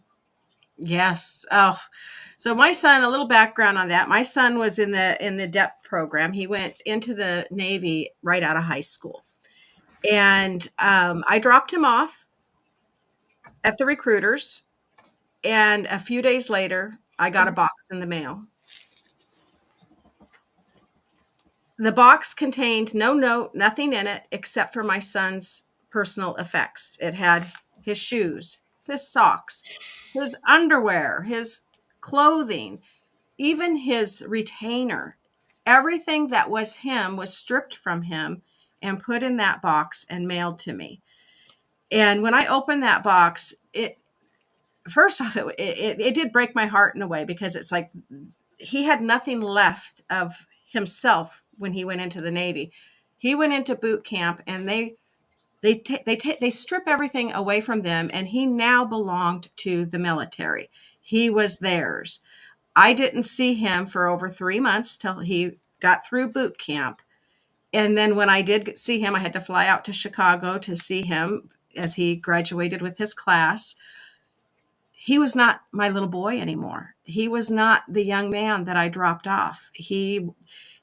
They returned a man to me. They really did. I mean, he was so different, but in a good way. But that for a mother, it is really hard to give your child over to the military, knowing that you now have no say in his life whatsoever. You don't even have communication with them for months. You have an occasional letter during boot camp. They're not allowed to make those phone calls home. When they're out at sea, they're not allowed to make phone calls unless they're like my son and is in the radio communications and figures out how to wire his phone to the. You're going to get him in trouble. He's out of the Navy now, but it is that box, that impersonal box with all of their personal effects. I mean, everything that they had. I mean, they tell you when you drop them off that you only drop them off with nothing. They don't take anything with them. But I never expected to get that box back, that box of his clothing that he was wearing that day. I mean, down to his underwear. To me, that was heart-wrenching. It was, you open that up and it was just, wow, my son doesn't belong to me anymore. Here I was, I raised him for 18 years, and now I have the military. He belongs to the military. He belongs In a very unsubtle way, they told you, well, enjoy your memories because your child's gone. My child is gone. The boy I dropped off is not the boy they returned to me. They took him and turned him into a man. I mean, they returned a man to me. He was and is to this day a phenomenal human being and a phenomenal man. And I could not be any prouder of him than I am. I mean, he just makes me proud every day. He served his time. He did 6 years with the Navy. It was hard. It was hard for me. It was hard for his sisters. It was hard on his grandparents, his aunts, uncles, not being able to see him for long stretches of time. It's difficult. It is difficult. The one blessing I had was he never served in action. He was on a destroyer, but he was on a peacekeeping mission. So I didn't have to worry about him being in battle. I couldn't imagine as a mother what that's like, but you still worry. There's still that worry and the not knowing, the not knowing and not being able to pick up a phone or text him or, the FaceTime or all the things that we're used to being able to do with our children. You can't do when they're in the military. Well, like I said, Terry, that story when you told it to me, when you relayed that to me the first time, I was like a little verklempt, if you will. But and it never actually gets any easier, I mean, I know that my son, he comes to town, he comes to the country every once in a while, and when he takes off towards that airport, I'm like going, oh my God, he's going back to Japan. When the hell am I going to see him again? And it's definitely an interesting road. But I want to thank you so very much for being part of the program. Again, Terry is part of the Community Pay It Forward program. Mm-hmm. So that means when you visit her website, you can get to her website by going to communitypayitforward.us, Blue Jeans and Berries, and it'll take you straight to her profile. You can check out everything that she's doing. Contact her. Get a little bit of coaching. Get yourself a little bit or a lot of bit more healthy, and you get to support other people in the community. Terry, thank you so very much. Thank you, Zach. And I would like to add too that I do offer a free 30-minute consultation with anybody that has any questions on nutrition or not sure what their next step is in their health. I'm happy to have that 30-minute conversation with them and get them pointed in the right direction. All right. So you heard it there first. We will make sure that we put that on the website when I get back to working on Monday. Awesome. Well, Zach, thank you Instead for. of just being some faux TV star. Well, we know the real you, and I appreciate you. Unfortunately, you do. And I do appreciate all you do for our veterans, and thank you so much. Well, if you would do me a favor and please do contact your son and let him know that, you know what, we're doing this show today in appreciation for what they've done. We're doing this show today just to make sure that people understand that there's no reason to put it bluntly, there's no reason to have to feel like shit when there's ways out there to make you feel better. Okay? Again, this isn't a one size fits all. This is we've got something that can fit you. So, and I think that what you bring to the table here, I think that's wonderful. And I do thank you so very much for bringing it. Thank you, Zach. Thank you. I All right. appreciate you. All right. Thank Bye-bye. you very much. Goodbye. Bye. We are, again, you can get to Terry through Community Pay It Forward. Just go to Blue Jeans and Berries. And we're moving along. And now you get to get rid of me for a little bit for something entertaining. Something that's, well, quite frankly, something that's just not me. Two people who I love dearly are going to be in your hands now for the next hour and a half. It's going to be my wife, Adrienne, and her very best friend, and my really good friend too, Jan. They're going to talk about the family aspect of suffering heroes. So, going to do our little spot here, giving kudos to our building partners, because without them, this wouldn't be happening. Thank you to all of them. You're going to be talking to a couple of them here in a little bit. But for the next hour and a half, please enjoy Jan and Adrienne as they talk about woman stuff.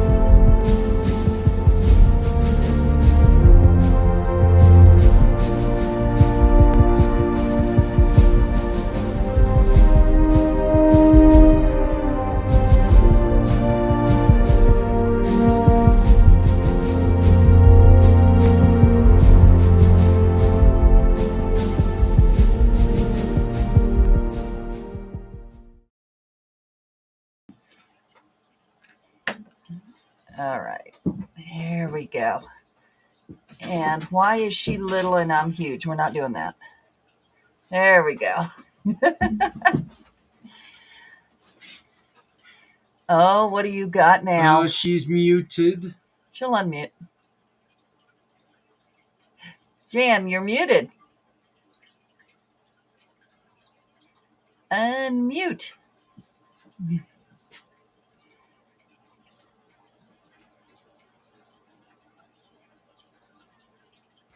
Nope. No. Do you know how to unmute her? Well, I know how to ask her to unmute. Okay. Unmute request has been sent. Okay. Now is it working? No. Oh, she's got a problem with her speaker. Uh-oh. You may have to come back or go out and come back in, Jen. What's going on with your speaker?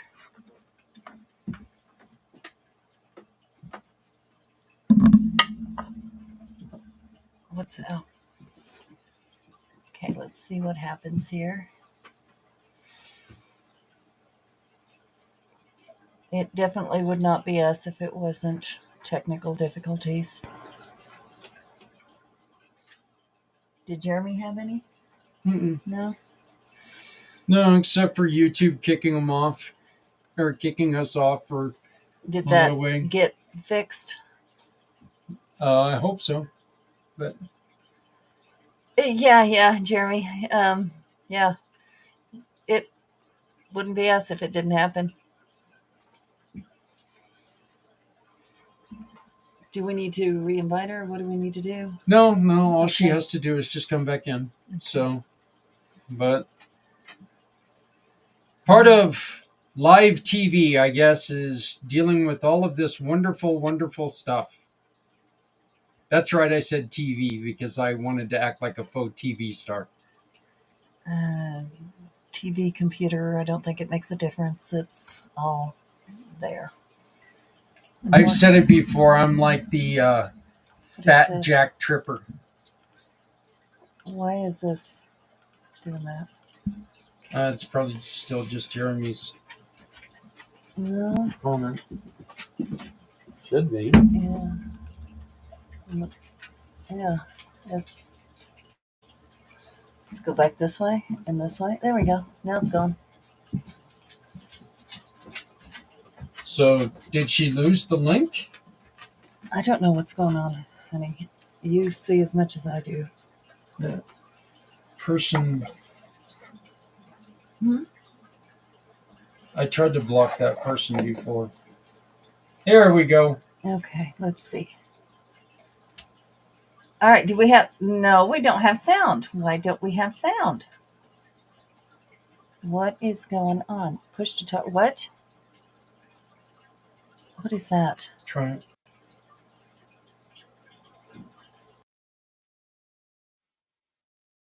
Apparently nothing.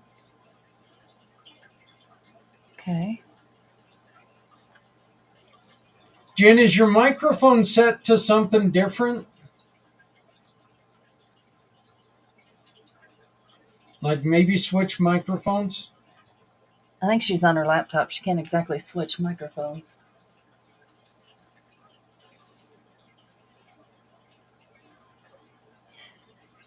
Yes and no. What I did was stop the live, and then when I've healed, it added the video back at 40. Okay. Wouldn't play. Okay. Hey, Willow. We're doing technical difficulties. Oh, what's this? That's new. What? It's showing her her connection. Is low? It's not showing low. It's just showing a bar missing. Like ours has the full and hers has the one missing. I just don't know what this push to talk is because I don't know. I've never used it, so have you seen it before? never looked at it. So we're sorry, folks. Just bear with us for a little bit. We're trying to get this to work right. Listen off stage feeds. Maybe remove that? I don't know. No.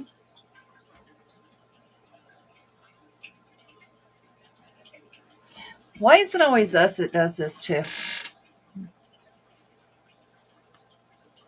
Okay, she's going to try her phone instead of this.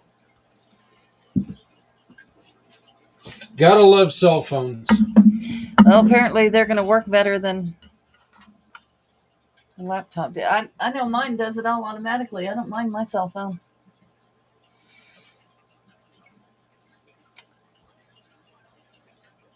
Is that Jeremy coming on? He's just on the offstage feed. I'm guessing. I don't know. Yeah, he's on offstage feed. Yeah, I don't know what this is either. Listen offstage feeds. That's supposed to make it to where when you play a video, they can't hear you in the background. Oh, It doesn't work. no. That's how come you've recorded many, many things with. And had to re-record them, and then had to re-record them because I forgot to unmute myself. And Oh, well, Jeremy figured out something. Let's see if. Does your mic work? It should. Oh, yep, yours is working. Okay. So that's Okay. why I originally came on here. I was going to see what's going on with Jan's screen, see if maybe I might be able to figure something out. I don't know. See, yours isn't coming up with that little icon that says push to talk. It was like a walkie-talkie. And it said push to talk, but yours isn't that. Push to talk. Yeah. There was a little, like on the pictures on the screen on the bottom left, it says push to talk with a little walkie-talkie there. Yours doesn't have it. Mine doesn't have it, but hers did. So that's something completely different.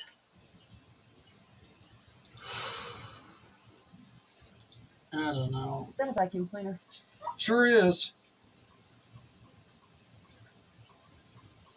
Hey, look at the resolution on the camera. All the little silver in my hair is like looking like tinsel. I don't like that.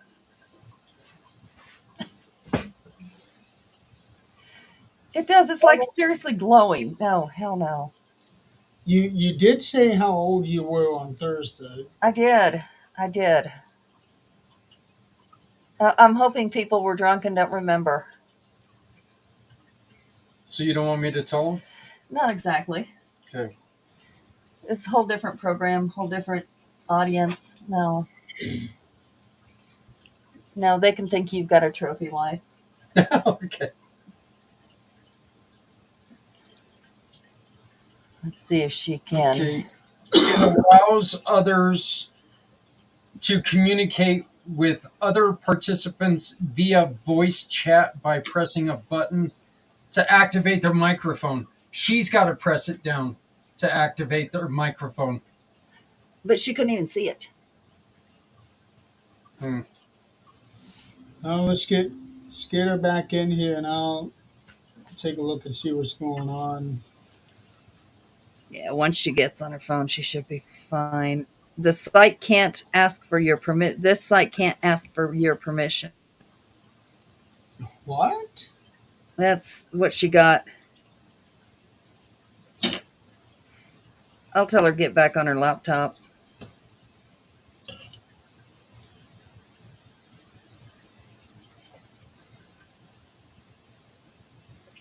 Let's see if that'll do something. I've been doing a lot of working, trying to get stuff off of YouTube to get it onto Spotify. I finally got my shows, the 213th Dimension shows on Spotify. We can turn that one off. I had to re-upload the entire third segment onto YouTube. That's I guess it's not that hard. I've just never done uploading to YouTube. It's not hard. Depending on the size, it can be time consuming to upload, but that's not something you have to oversee. I'm guessing because when Zach does his, like uploading a what is it you had to upload the last time? Oh, it was interviews, things like that. It takes a long time. It was taking hours to upload from wherever he was doing it to actually a show. Oh, it shouldn't be taking anywhere near that long. Okay, she's restarting her computer and trying it that way. Okay, everyone, and just remember the green QR code you see right above Jeremy is how you can leave a comment or a suggestion or a heartfelt message to our heroes in support of what they do. Let them know that you support their work. Let them know that you love them. Let them know that you're here for them. Whatever you want to do. It's also a place that you can leave a donation, or if you're a business and you would like to be involved in what we're doing, you can leave a donation for us to give away. Like we've already given away 1 year subscription to For My Card to a friend of Adrienne's who sent a message of "We support you." Who? The guy from last night. Oh, that's Oliver friend. Well, That's okay. Tom. It was Yeah. Tom. Yeah, I Tom guess his Nichols. nickname is Pickle Tom or something. No, that's the other Tom. Oh, okay. Not Pickle Tom. Yeah. Then. Yeah. No, it's Tom and Nicholas. Yeah. So, but he ended up picking up a 1 year subscription to For My Card. Those things are awesome. He does filming. Is that right? He does different Yeah, forms of The filming. the other Tom does. Yeah, that's the one. That's who it was. So that's that'll come in useful for him. Oh. He does. He's got his hands in a few things. Quite a few things. Oh, she was messing with the mic and it restarted. So that's why she had to restart. What is that? That's Jared. Okay. Yeah, I had to make an appeal on the 13th Dimension channel, and they just got back with me saying that it doesn't violate our self harm policy. It's because the word suicide was in the title. Yep. Yep. I'm still not liking AI. Just don't like it. No. Well, You and can't tell when the picture's real. You can't tell. Mm-mm. And I also got an email from YouTube. Hi there. We're reaching out because members of the YouTube community, including fellow creators, viewers, or staff, have expressed concern for your safety or well-being after coming across content you posted with topics related to suicide and self-harm.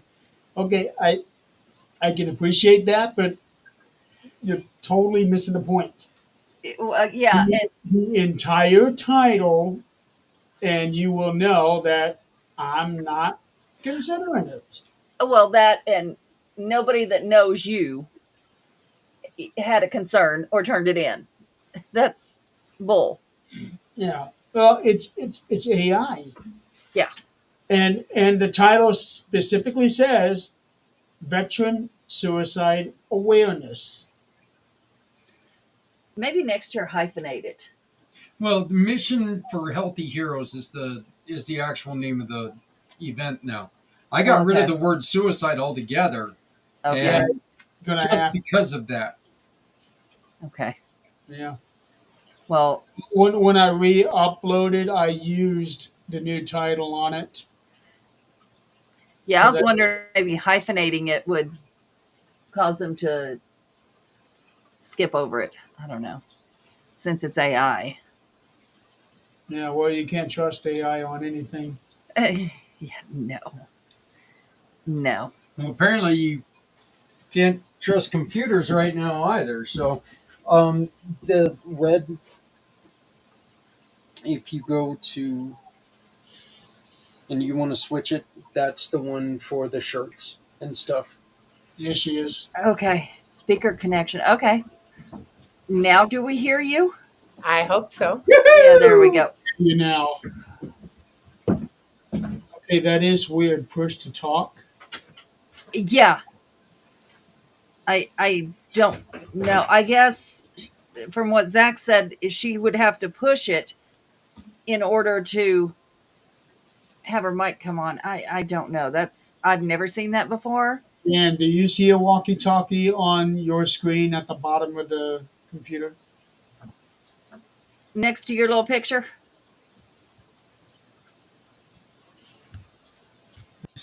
Well, we're No? not going to mess with it because it's working. So we're not going to hit that little button. Well, I'm clicking on it, but it's not doing anything. What Say in the some, world? say something, Jan. I am talking. Yeah, Okay. it's working.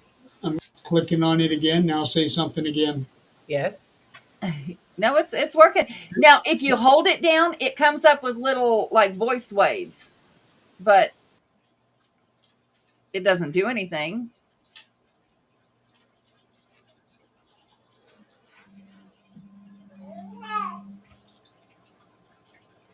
It makes Yes. no sense to me. I have no idea. My computer freaked out and it restarted. I was trying to mess with my mic settings and I was like, oh, of course. That voice wave, if you hold it down, it only registers your voice and nobody else's. Okay. Hey, why don't we have that with on our show where we can just have somebody shut up? But none of us have that. I think that's only available on a guest picture. Okay. Well, darn. I tried. Well, since everything is okay now, I'm going to go ahead and see myself out. All right. Thank you, Jeremy. Have a good show. Bye.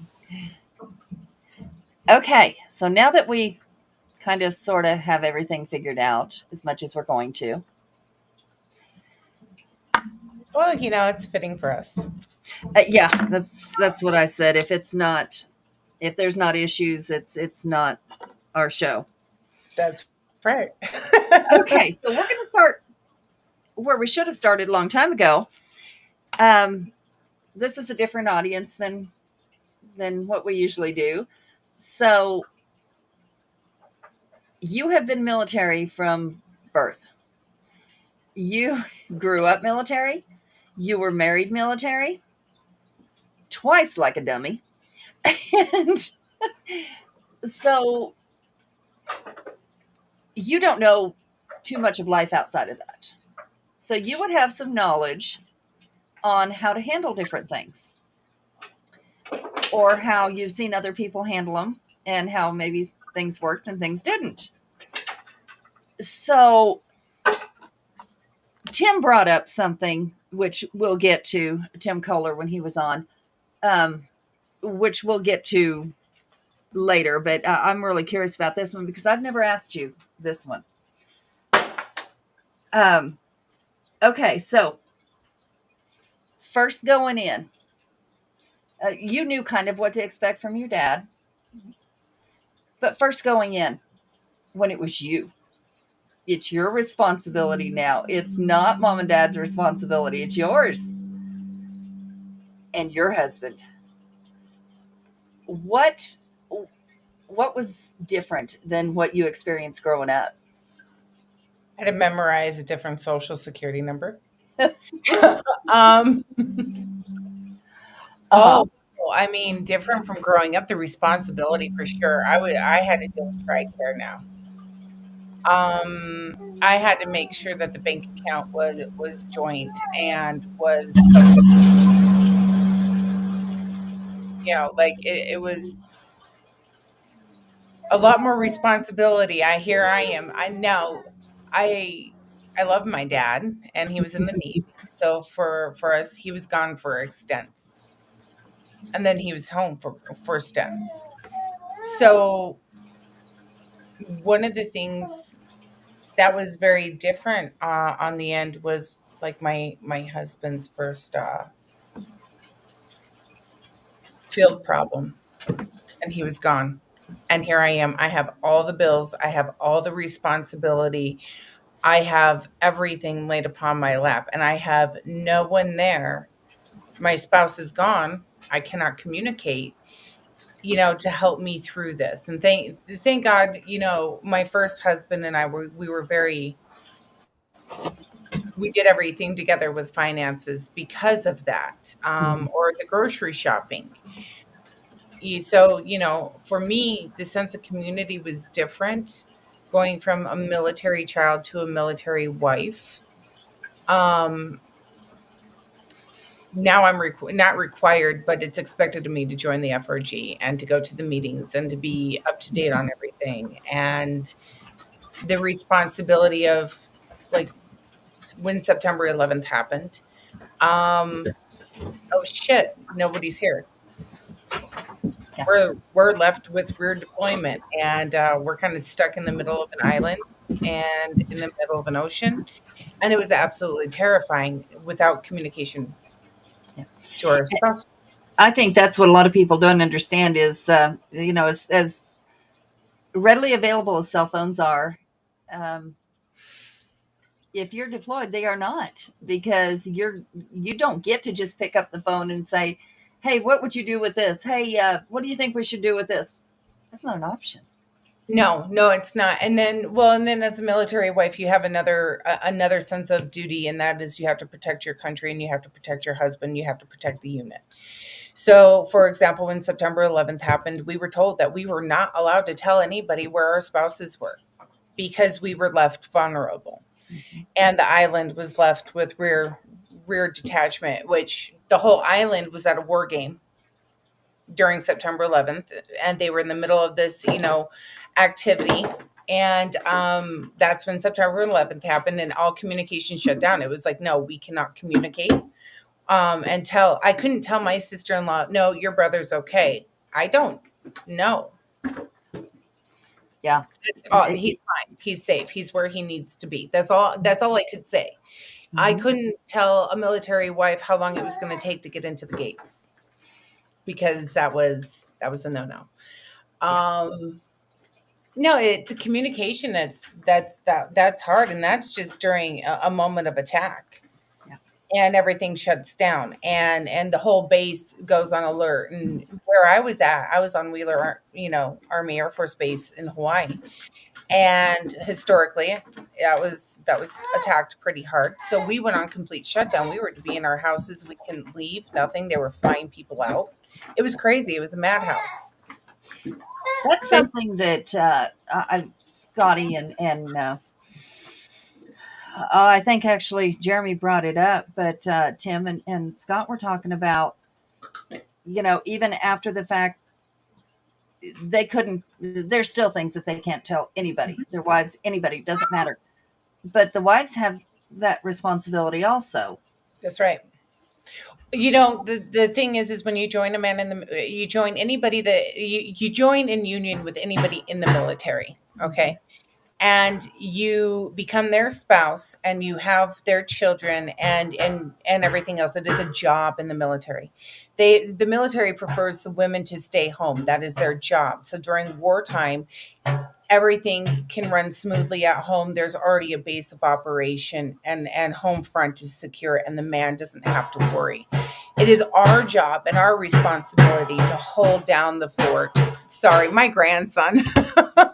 He's over here he's pounding on the chair. Osias, what are you doing, baby? But we had a sense that we have to protect our husbands from a lot of what was going on here. Yeah. Now my first husband and I divorced, and then my second husband was deployed when we were together.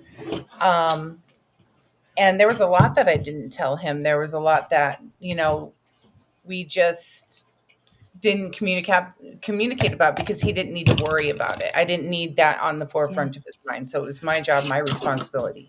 Right. Adding more to their already full plate. Right. And then, on the communication end, something that, if something happened on base there in Iraq or anywhere, it was a shutdown of communication, and we couldn't communicate whatsoever. So I remember he went quiet for 2 weeks, and I was in the utmost panic. Utmost. I knew something was wrong, with just the military background of knowing, right? So you I don't know. You figure it out. It's a job with That's and okay, so we're talking about veteran suicide and the things they go through and why they might have that happen. What about statistically, do the wives? Is there an issue there? Yeah, there's a huge issue there. I mean, with anybody who is left at home, and they deal with it on their own. We have what we call the adjustment period into the deployment. We have the what we call the we get angry. This is going to sound really funny, but it's easier to be mad and it's easier to be angry in the final moments before they leave, and then you have that "I love you" moment. What do you want, temper tantrum? He is something else into everything now. Um, so and we then have we do it all ourselves. We're holding it all together, and then we prepare for them to come home. The problem is we don't know who's coming home.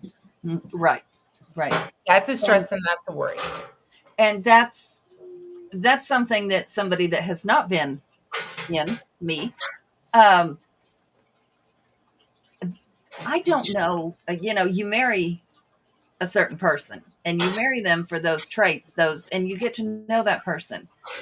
And then when they're not that person anymore, is it really the person you married? And then how do you go forward from there? Journey has a song, Faithfully. All right.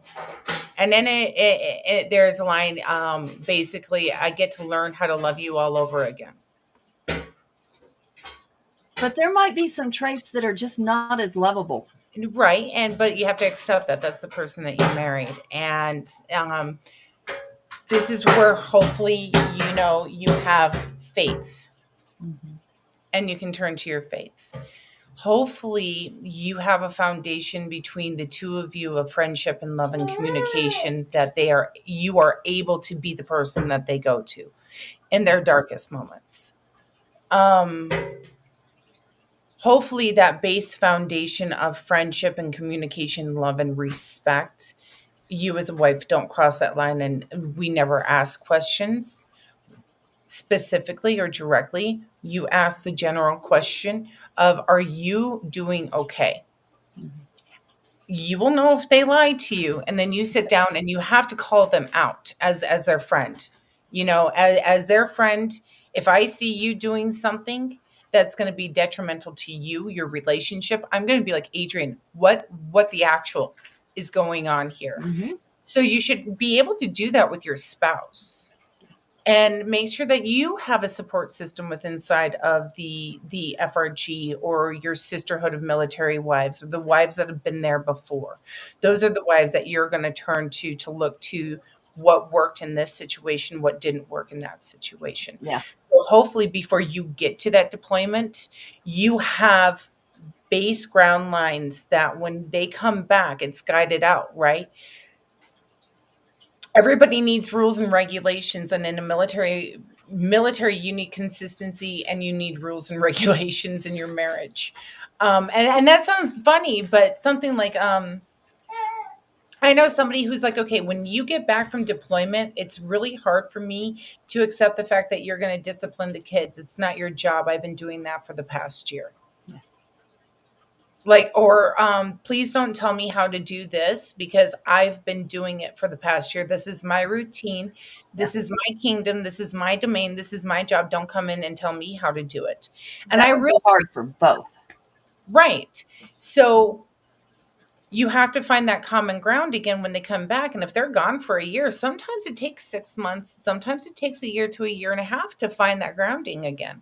But if you have those rules and regulations, and you have those those guidelines in your marriage for deployment and communication and check-in points and honesty, and you have that faith, you Yeah. when they come home, you should prepare for happiness of you being united, but understand also that they've been living in an isolated condition away from everybody, and it's going to take them time. So you need to give them their space, right? That's You need to give them their space with the checking in, with the making sure that everything is all right, with the making sure that you and your marriage is okay, the kids and their relationship with your spouse is okay. And it's a lot of work. It's Yeah, yeah. It takes a special person to do it. I could not. Um, that's just not. I mean, yeah. I guess if I absolutely had to, I maybe, but no guarantees. But what about, okay? So your dad, was he in conflict time? I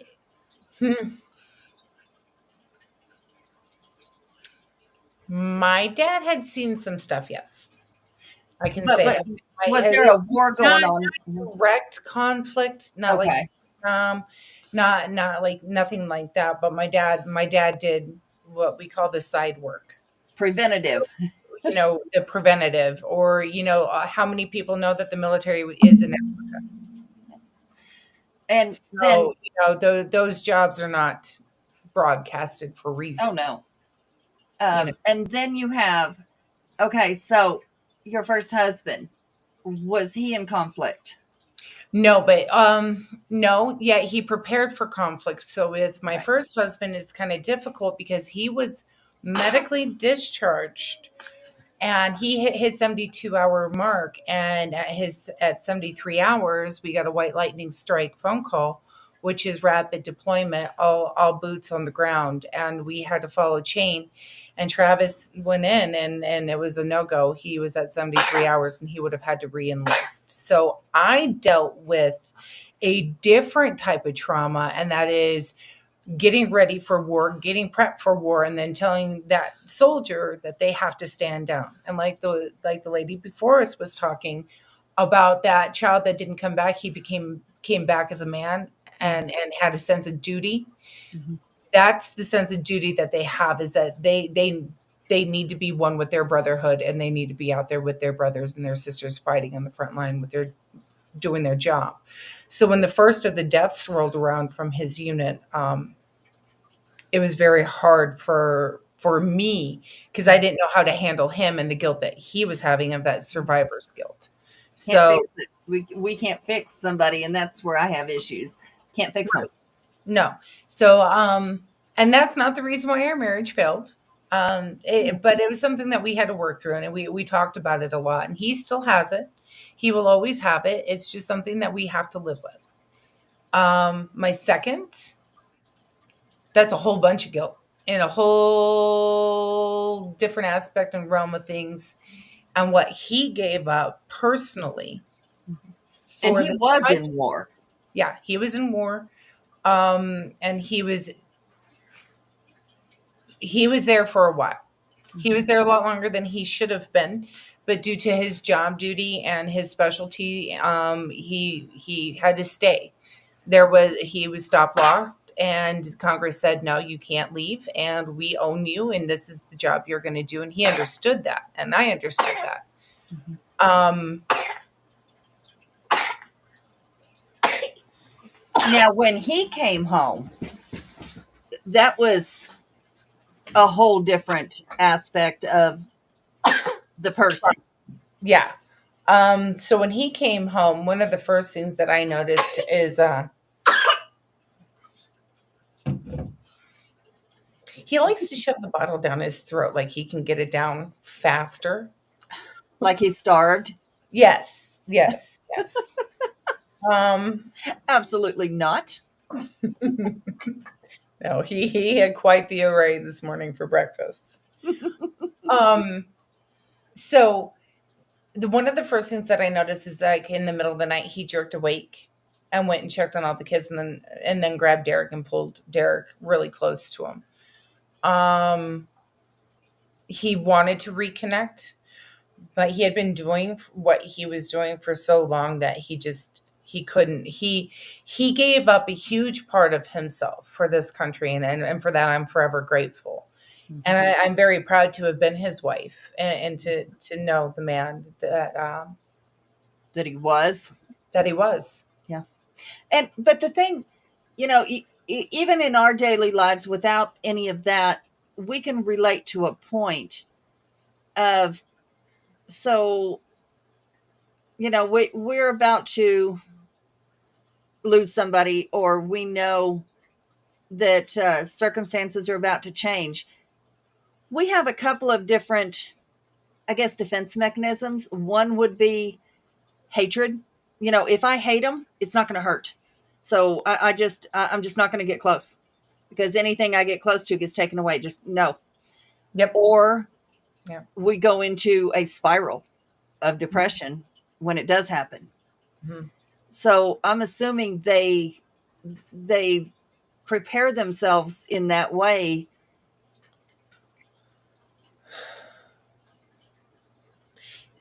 We, as a military community, understand that nothing is guaranteed. Tomorrow is not guaranteed. And when they come back, sometimes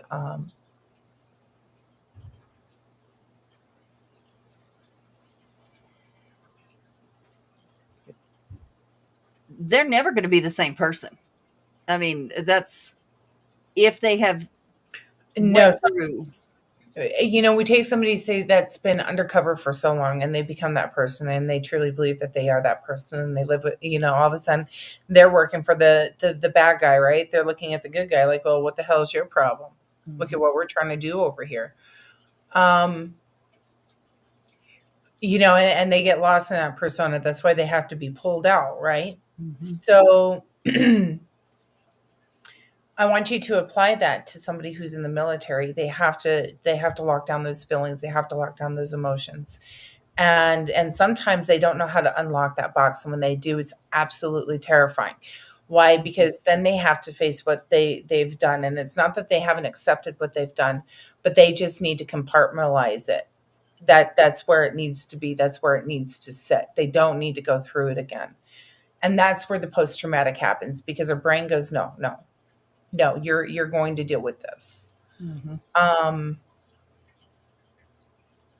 So when your soldier comes back home, communication is huge. And they may get irritated with you, and they may get frustrated with you, and you don't have to be persistent about it. But you will know signs if they're not themselves. So you will know if they're acting. Because if they're okay the second that they get home, they're bad actors. They're not okay. They've been practicing this in their head for fucking months. Yeah. Don't fuck with me, because I'm sitting on the other end and I'm practicing what it's going to be like when you come home. Yeah. Do they have protocols in place? Yes, they do. Every soldier coming back should go through what they call is the mental check. So they come back, boots on ground, they get home, main homeland. They should be going in for, eval. Is that the debriefing? That's the debriefing. They get their suicide talk, they get their mental health talk, then they get their mental health evaluation. Depending on where they were at and what they were doing, sometimes this takes up to 2 weeks. Sometimes it's just 72 hours or a week. They get you back to your base and everything else. And that's where you see most of the time the soldiers coming home and coming to the base. They've already been stateside, and they've just been defragging. Yeah. So it's something as stupid as we take for granted every day, driving. Do you know that it is not recommended for a soldier to drive when he comes back from overseas? I can believe that. Because they're not supposed to stop. They don't stop. They don't stop at roundabouts. They don't stop at red lights. You see the military coming, you stop for the military, because if they stop, they're vulnerable. So they have to keep on going. So if you're standing in the middle of the road, you will get ran over. Mm-hmm. So that's one thing that, a lot of people don't necessarily understand. So you have soldiers with road aggression because of these things, or they're so used to. Yeah. And they have to reprogram and they have to rechange. Sleeping in their own bed sometimes. Actually, 99.9% of the time, sleeping in their own bed is a hard problem. Yeah. Now they've been on grounds, or they've been on cots, or they've been on rocks, or wherever they land. Mm-hmm. Upright in a plane, you know. Well, that goes into, okay, so they do the debriefing, they do, the suicide talks. Okay, a lot of them have not even processed what's happened. They haven't transitioned from where they were to where they are. They Right. haven't transitioned into what we would call civilian. They But are supposed to yeah, have a continuance of check-in. Now, in like my second husband's case, there was no going back. He was getting out. He was on stop loss, so they lock him in place, like I said. And so his time was up and he was past his retirement. So he basically literally flipped the IG off as he was going through the gates and said, I'm not doing anything more for the US military. I have done given up the best years of my life. I am broken mentally, physically. I am tired. And that's another thing. We don't know what their physical body they're actually feeling. Right. I mean, my second husband walks around with a broken back and a broken neck, and he's doing construction and he's doing this and he's doing that. The sicknesses that they come down with, they don't necessarily tell you when they hurt. And That's that's what an attitude. That's now where we're starting to actually talk about it, because the military was not talking about it and the wives didn't. We're in a different world now where a lot of things are discussed. And one of the things that I'm seeing in our little world here is there is not continuation of care for the veterans. Yes, I know that there's a lot of people that claim to be veterans that are out with signs that never were, but there are some that were. And how do we allow people that gave up everything, and including their life, I mean, in one way or another, whether it's their real life that they had before or whether it's their actual life, how do we allow that to just, So here's a different aspect of that, if I may. An aspect that maybe people don't look at. My second husband is obviously not in the picture anymore. I will never speak another word to him. I will never see him again. Mhm. I had to walk away because he made the choices he made, and I had to just carry on and move forward with the mission, which is raising the children in the best environment that I can raise them in. Mm-hmm. Sometimes they do it because they have to. I'm fortunate enough, although you've been by my side since the beginning. I've had to worry about him. I've had to worry if I'm gonna get that phone call, if I'm gonna get that knock at the door. I still have to worry. Because I'm still legally binded to him. So my mental strain with that is a lot. So how do we allow people to just live on the streets and stuff like that? Sometimes they need, well, and he wasn't on the streets, but I think you understand where I'm coming from. Yeah, there's some you can't do anything for because they refuse. I've worked with the homeless, veterans at King's Veterans Center in Wapaka, Wisconsin, which is one of the biggest nursing home. It is the largest nursing home facilities in the United States. It's its own city. It's its own city, and has its own postcode and its own post office, and laundry mat, and it's a huge facility, right? And we took care of the homeless veterans, and it's really hard. And there are programs out there. The vet is going to have to want it, though. But this is more along the lines of, I mean, here we don't have anything like that. Nothing in Colorado like that. And I mean, yeah, they have nursing homes. Sure. Well, they do. They should. They should have programs if you contact the VA and stuff like that. But Oh, that's the they problem. do. Finding them. Oh, you know, like Dad goes to the VA. He can go to the VA. They, and this is not the first person. I didn't know this happened until I started asking around. His teeth are so bad that they're poisoning his blood. Mhm. And you know, that's not a good thing. Anyway, the VA will not do anything about it. The reason? Because that did not happen while he was in their care.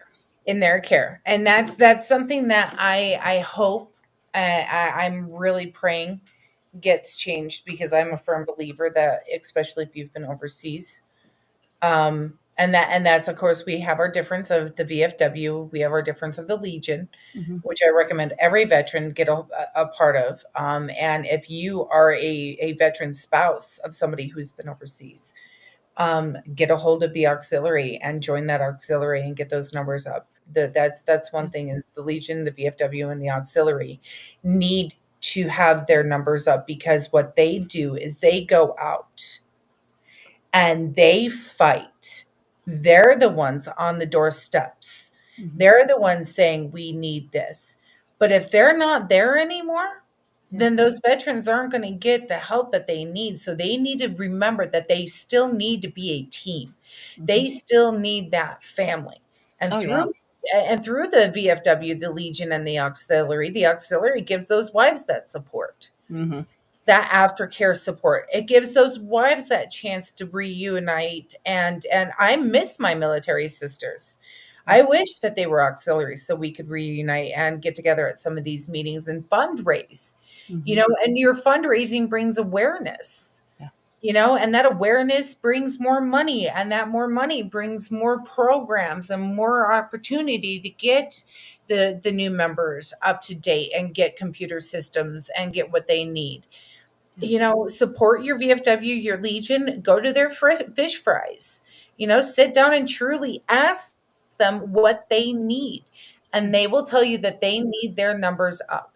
So if I'm going to say anything for aftercare, the second that you get out of the military, you should be joining one of those programs immediately, to continue to have that bond, to continue to have that support, to continue to have that brotherhood. I know that there's links missing. I mean, there's something missing between when they go and come back and the rest of their lives.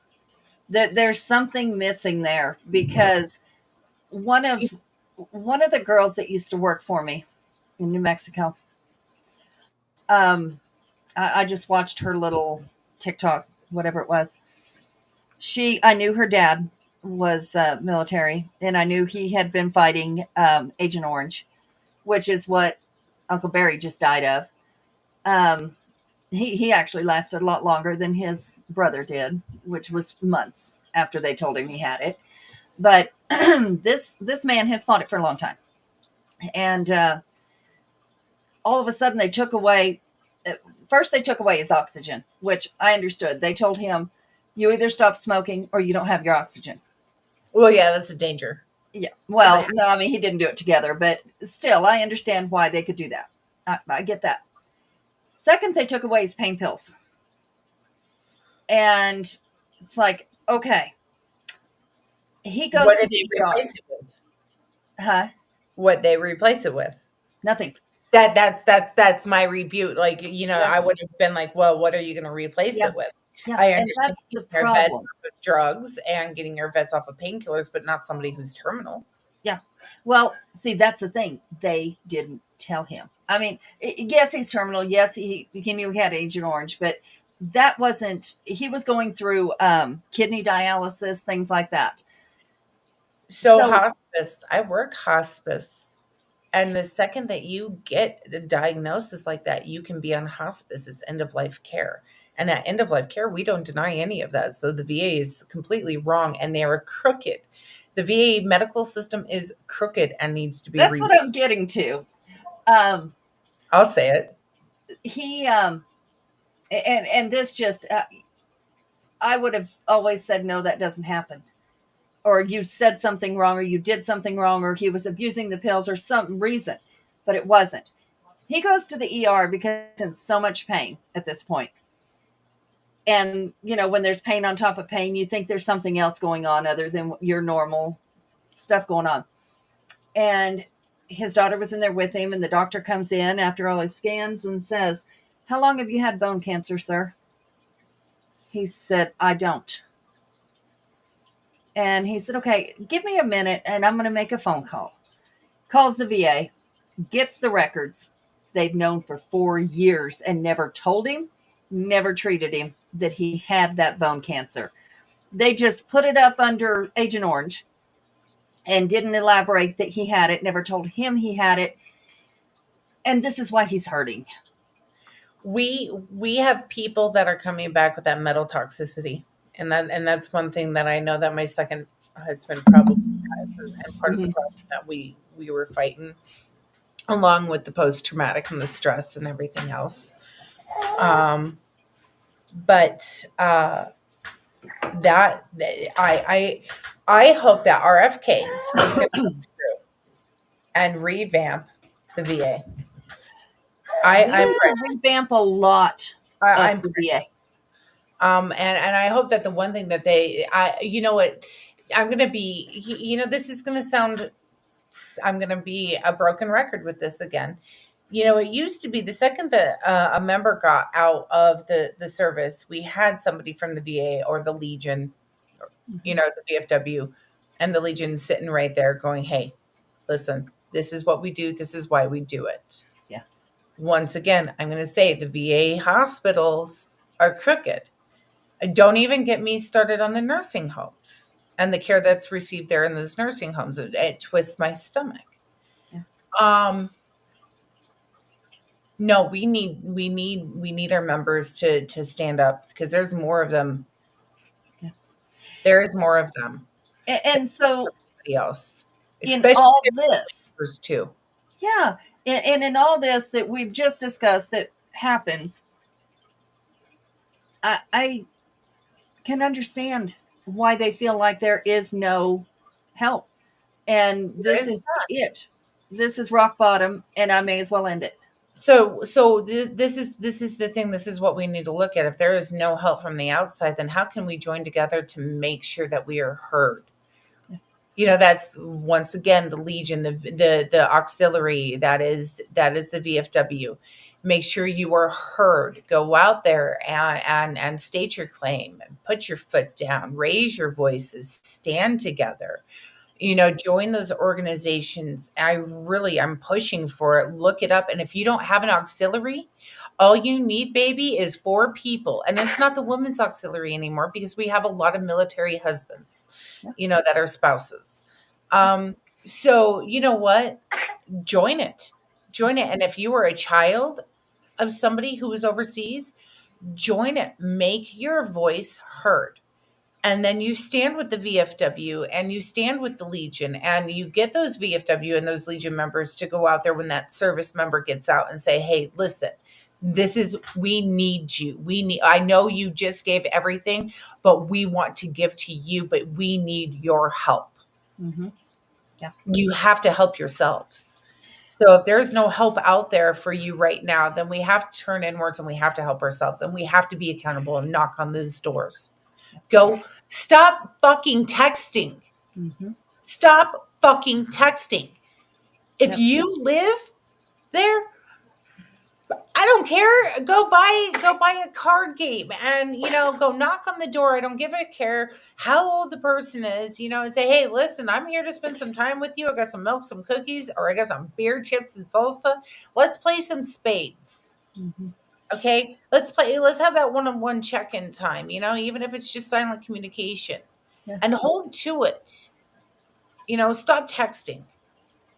And those at a distance, pick up the phone. I can't read what somebody means by text, but you can hear it in their voice, you can hear it by their breath. Turn on those empathy skills and really listen. And then encourage that person to go to the VFW or the Legion or the auxiliary if it's a spouse, because the spouse needs help too. And that's where I turn to. I pick up the phone and I call the auxiliary. Listen, I'm having a problem. And then the auxiliary picks up the phone and calls the appropriate people. And they go and they knock on the door and say, hey, son, let's sit down. Let's have a talk. Yeah. Because the only other person that's going to know what they're going through is that soldier. And they need those older soldiers to look to on how they got to them. It got where they are to begin now. How did you make it? That soldier needs that visual help. Yeah. That proof in the pudding,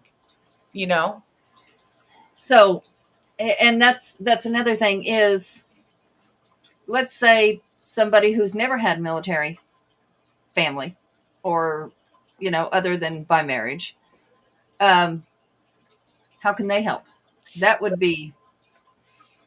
Listen, I had a moment with, I'm not going to mention if it was A or B husband, but I had a moment where there was obviously it was B. There was some severe post-traumatic there, and something triggered him, and he flew into a post-traumatic moment, and I was left to deal with it on my own. And it involved a firearm, and then it involved surgery, a month later on my knee. And I had to literally manhandle him and put him into place. Did I expect the civilians, as I'm going to put them, the non-military people, to understand what I'm going through? No, but you should get the kids and get the hell out of the house, and maybe don't call the cops for, oh my God, there's a domestic. Go, we have a post-traumatic situation with the military personnel. And that's another thing. Train our police officers, our fire department, and our EMS to go in to handle the post-traumatic. Teach them how to go in there and handle somebody. I don't care if it's suicide. We used to have suicide negotiators. Where are they now? Yeah, I've noticed here in the last couple of years that, I don't know if it's everywhere, but I know it's here, that let's say you call and say, hey, I'm having this issue, and the person I'm having the issue with has a mental disorder, and you say what it is, and they send a negotiator that specializes in that mental disorder.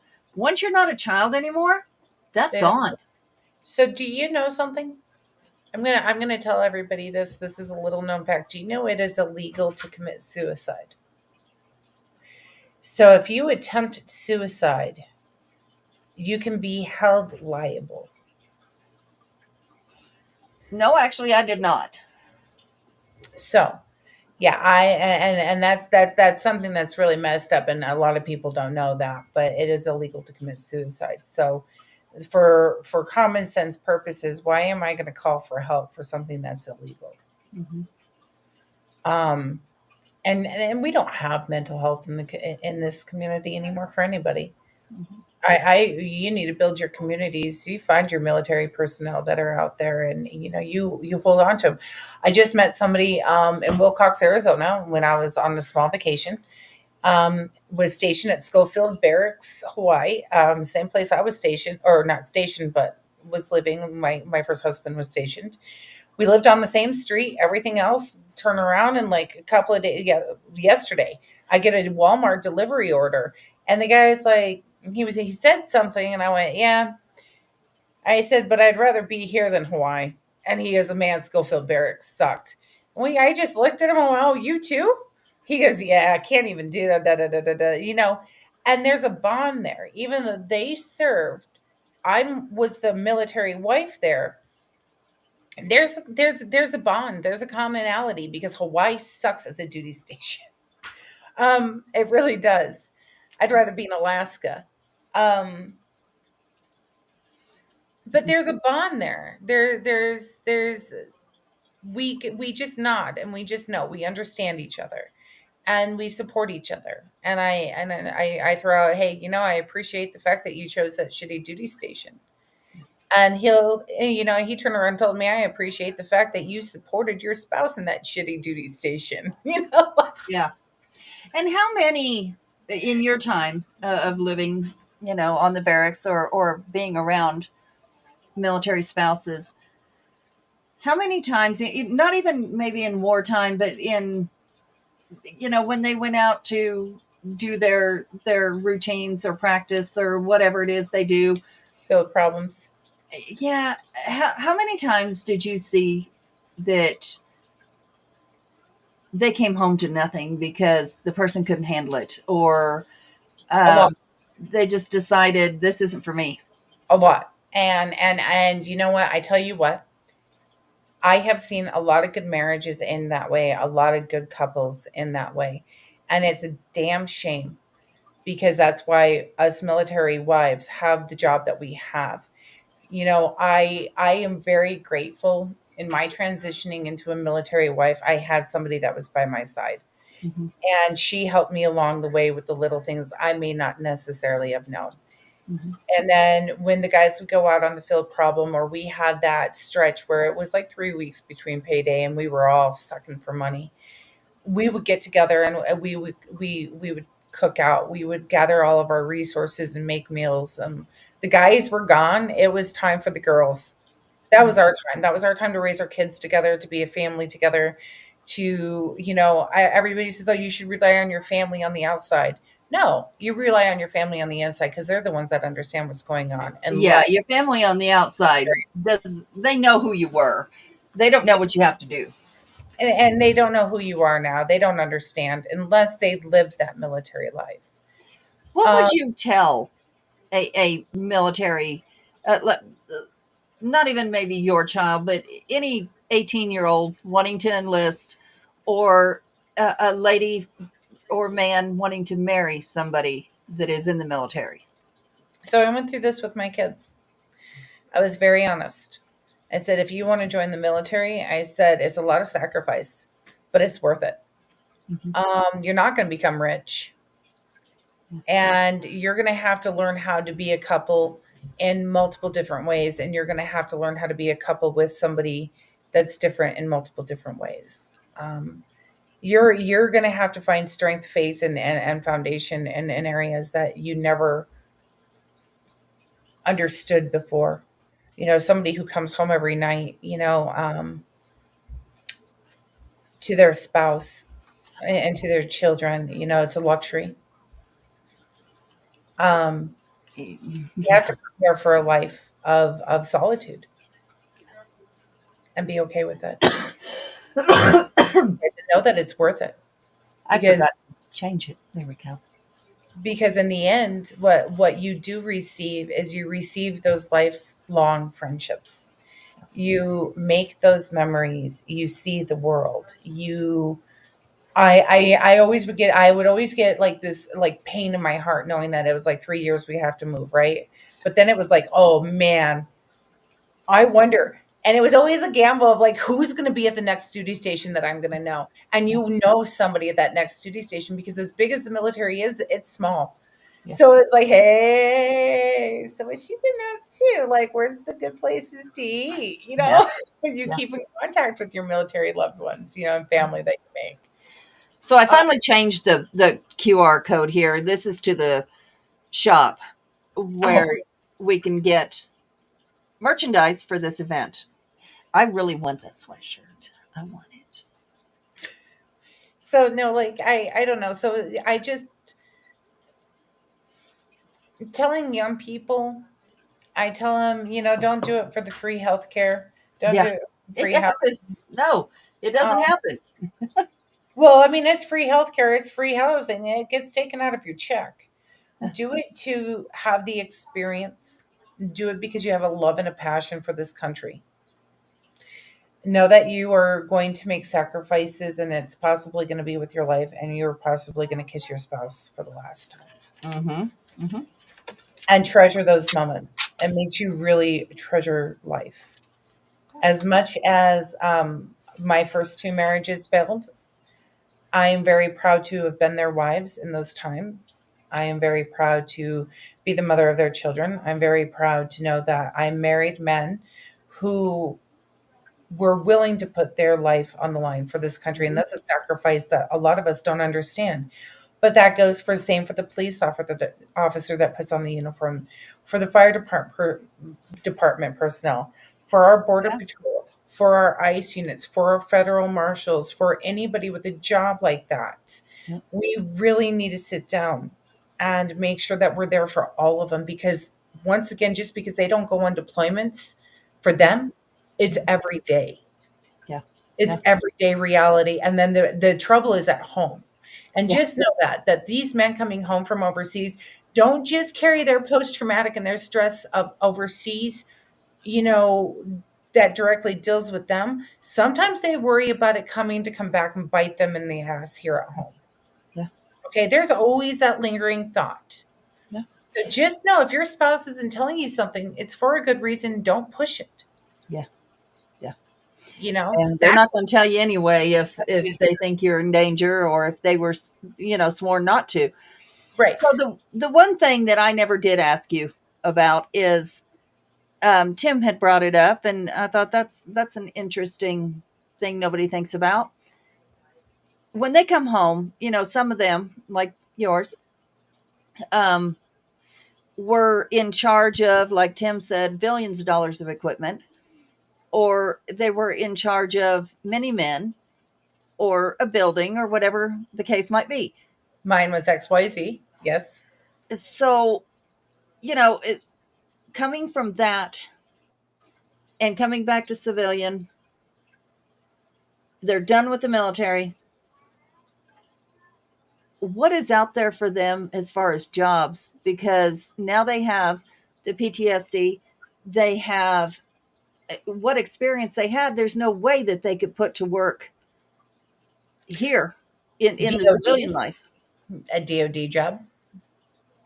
A lot of times, like I really wish, like when Trav got out, we talked about Brown and Root, him going overseas and supporting the soldiers that way.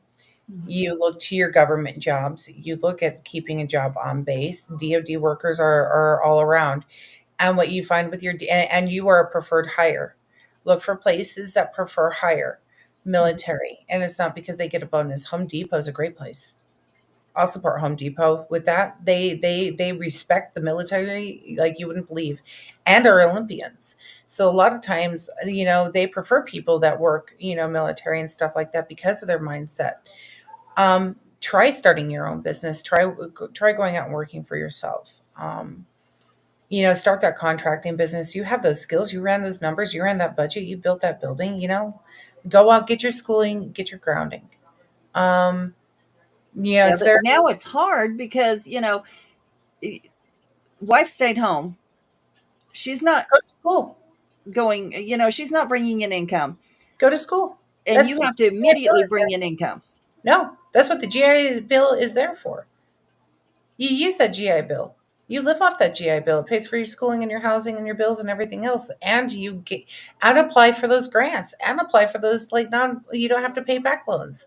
The military out there, the people that are coming back from overseas have no idea the scholarships that are out there. They have no idea the loans that are out there. Go sit down with a school counselor. So when you come back from the military, instead of jumping back into the civilian world, start off slowly and go back to school, get your grounding, get your footing, get used to civilian life, because it is an adjustment. It is a huge adjustment because you're used to structure. For me, I'm like, no, you know what? Hey, did Captain give permission for you guys to be at work until after 5:30? No. Well, you know what? I just might go ahead and give him a call because it's like 8 and it's Halloween, and we've been dressed for like hours, so I'm sick of this. Yeah. Just saying. Are we off at 12:45? You don't have that anymore. Okay. So yeah, take that opportunity, go to school. Make sure and in that time point, make sure that your mental health is right, and join whatever organization you want to join. Get your health definitely up there. Make sure you fix yourself. Get healthy. Like I don't know what the segment was before, but I liked the end catching of it because it talked about healthiness. And yeah, get healthy. That's the number one thing you have to do. Get mind, body, and soul healthy. So go to church. What is it she does? She has for people that don't want to eat vegetables and fruits? It's called Juice Plus, Okay. and it's dried or powdered supplements that gives you your daily required fruits and vegetables. Because you need and that's what I told her. Yeah. Uh-huh. We need That's our fruits exactly and what I told her. I vegetables. said, you know what? I'm lousy when it comes to that. Mm-hmm. Yeah. So, and I told the people before, the two guests before that I was terrible when it came to drinking water. I do not drink water. I tell you what, ever since I got really sick a couple of years ago, and I changed everything, and I'm on vitamins, and I'm on my doTERRA and essential oils, and I'm on my fruits, my vegetables, I'm on my water. I have a huge difference. My CRPS has taken a back seat. I've done the physical therapies that I need to do for after my surgeries and everything, and I feel great. And I contributed to the vitamins, and my mental health and my mental clarity is on game. I don't have to drink coffee in the morning if I don't want to. The world prefers I do. Yeah. Yeah. But I mean, if our veterans came back and we had like a detox, right?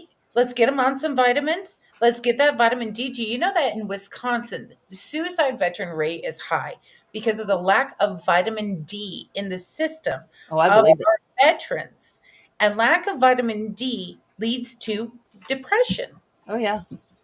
That's why there's seasonal depression. Yep. And it's worse for our soldiers. And a lot of times it's because of I'm not saying the vaccines are bad, but I'm saying they receive a lot of vaccines that take a hard hit to their body. Yeah. So why don't we, after they do get something like that, why don't we pump them up full of vitamins? Yeah. I do believe that our military should be on a better health care system that way. And they should be healthy. And when they come out, get those healthy vegetable vitamins in their system and let it be lifetime. Yeah. They deserve that. Yeah. They shouldn't have to pay for that. And their body's already fighting whatever, Right. on top of the vaccines. But wherever they were, the new bacteria that's been introduced to them and Red the chemicals. Don't even talk about red air. Red air that those guys were exposed to is nasty, and it's literally red, and it's thousands and thousands of years of feces. That's got to be good for you.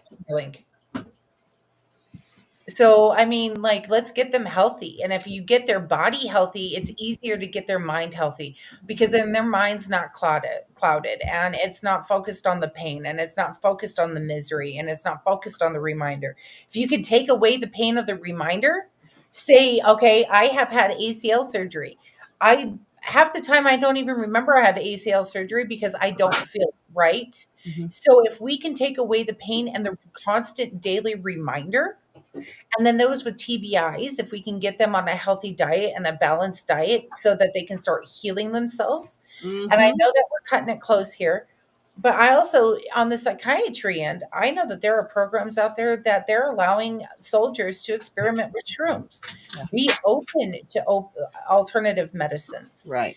And look into alternative medicines like that to reprogram your brain if you have severe post-traumatic. There are psychiatrists and programs out there. I wish that it was readily available for information.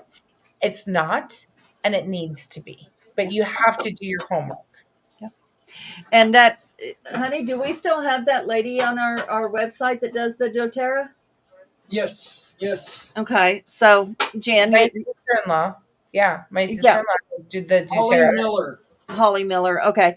So, yeah, that doTERRA she's talking about, that's on our website too. And that also goes... buy from there. That also goes to. They have a detox. Yeah. And they have a detox. And this is what I recommend for every veteran is doing that detox of the lung, the colon. It detoxes all of your organs, your kidneys and everything else and flush that shit out. So that way your body can start to heal. And once the body keeps score. Yeah. That's a book that everybody should read. The Body Keeps Score. So if we can reset the body to a new game.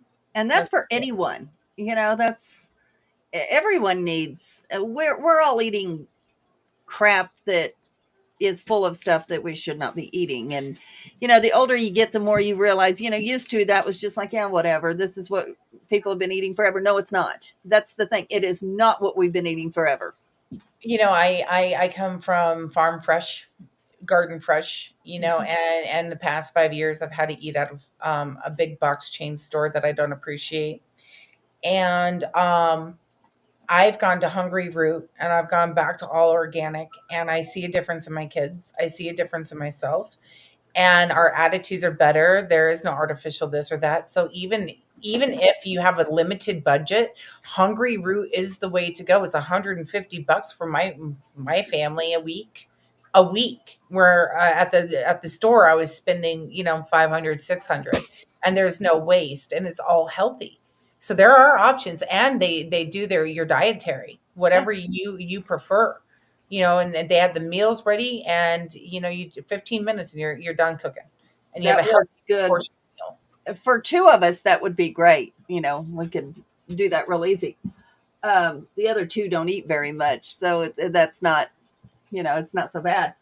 And from what I understand, they give bigger portions than really one person can eat. Even if you put down two people or one person, it's more than one person. Hungry Root? Yeah.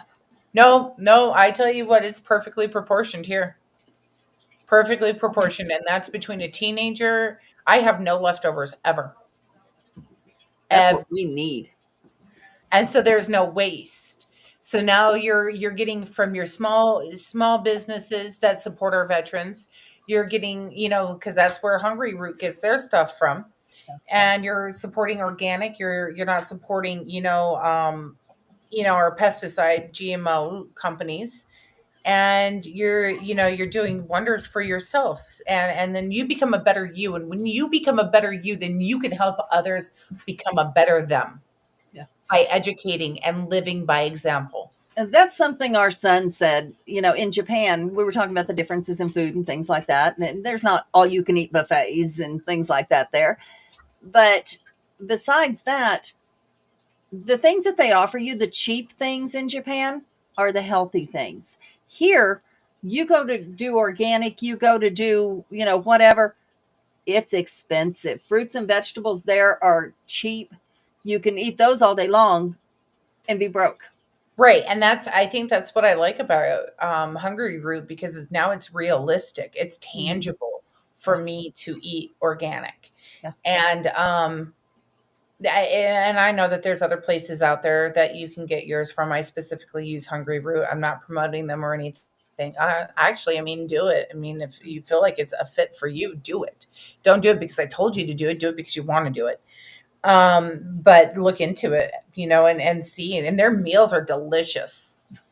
I have to tell you, 4 ingredients for a meal, and you're like, and then you eat it, and you're like, hey, now I should have been doing this a long time ago. I've heard that it actually tastes good. It's not. I had hummus for the first time. I did too the other day, and absolutely not. Oh, I had it on fish baked, so it was a little bit different, and I liked it that way. And I didn't like it not baked, but oh man, I don't know. I had it in. It was like little pretzels, and it had a little cup on top, and it was like red pepper, bell pepper hummus, and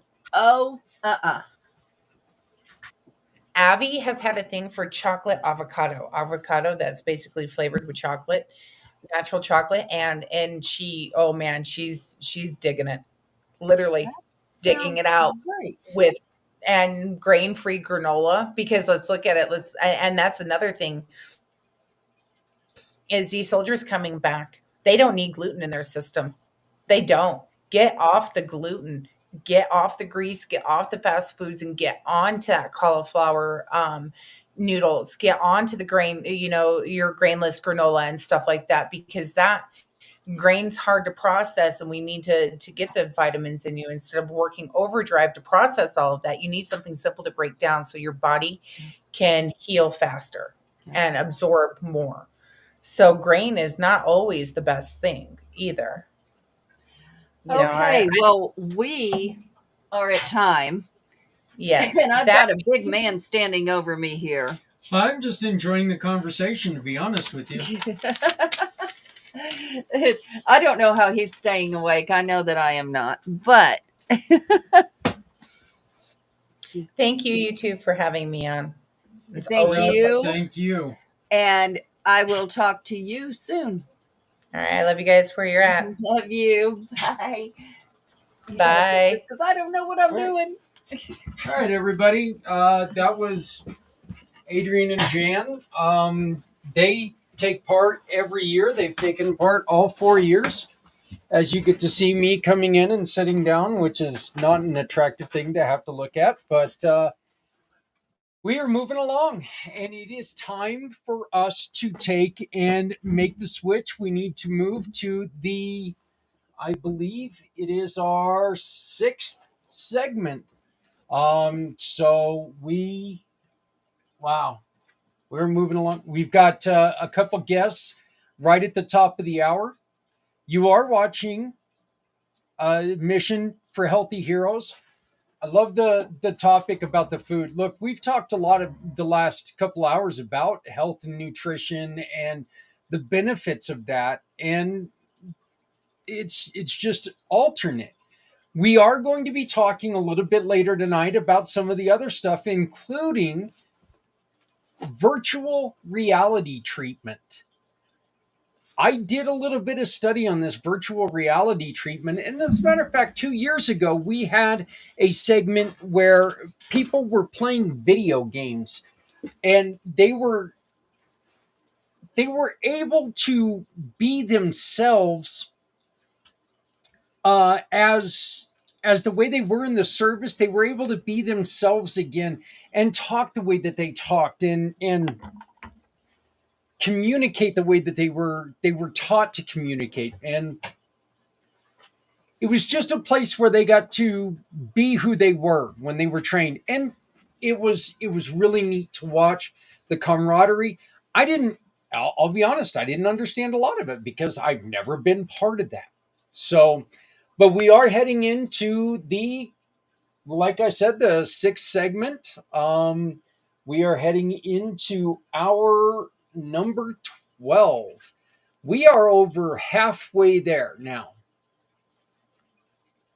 1 hour over halfway. So that means we've got 1 hour less than halfway to go. That's okay. You guys are all making it wonderful. You're doing a wonderful job. I need you all to please do me a favor, and the red QR code, when you see hello dog, the red QR code, that is how you get to the website, communitypayitforward.us/mission for healthy heroes. Please go onto the website. Thank you, Joanna, and it's good to see you're still sticking around. You were up early. Somebody told me that you were up early. I don't know who that was. They said, "Yeah, this person popped in 4:45." I mean, it was amazing. Yeah, it was the other guy that looked like me, I think. He was a little bit smarter than I am though now, but anyway, go if you use the red QR code. Okay, it'll take you to communitypayitforward/mission for healthy heroes. There you can look at all of the merchandise, the hoodies, the shirts, the sweaters, not sweaters, but the hoodies, the shirts. There's long sleeve and short sleeve t-shirts. We're going to add some more to it, but check them out. If you want to order, we get a portion of every purchase made. With every purchase made, a portion is going to go to rebuild this front door and the wheelchair ramp for a current serving soldier in Colorado Springs. He's at the Air Force Academy. His daughter is wheelchair bound. We are raising money today for that project and our friends at Veterans Honoring Veterans. You can also donate to us directly by using this QR code. The other things you can do with this QR code is you can take and you can leave a message for these heroes, for our first responders. Get your voices heard. You're too shy to come up and speak right here? That's fine. You can tell me, hey, Zach, I just want to say this to our heroes. Please let them know exactly like Thomas McNichol said. Simple thank you for your service. And Thomas McNichol walked away with a For My Card 1 year subscription. He will be getting that For My Card. If you'd like to check it out, this is my For My Card. It is my digital business card. But it is time for us to switch. So do me a favor, take a break, refresh your router, and join me in just one moment on the other side of, well, this break off. Thank you.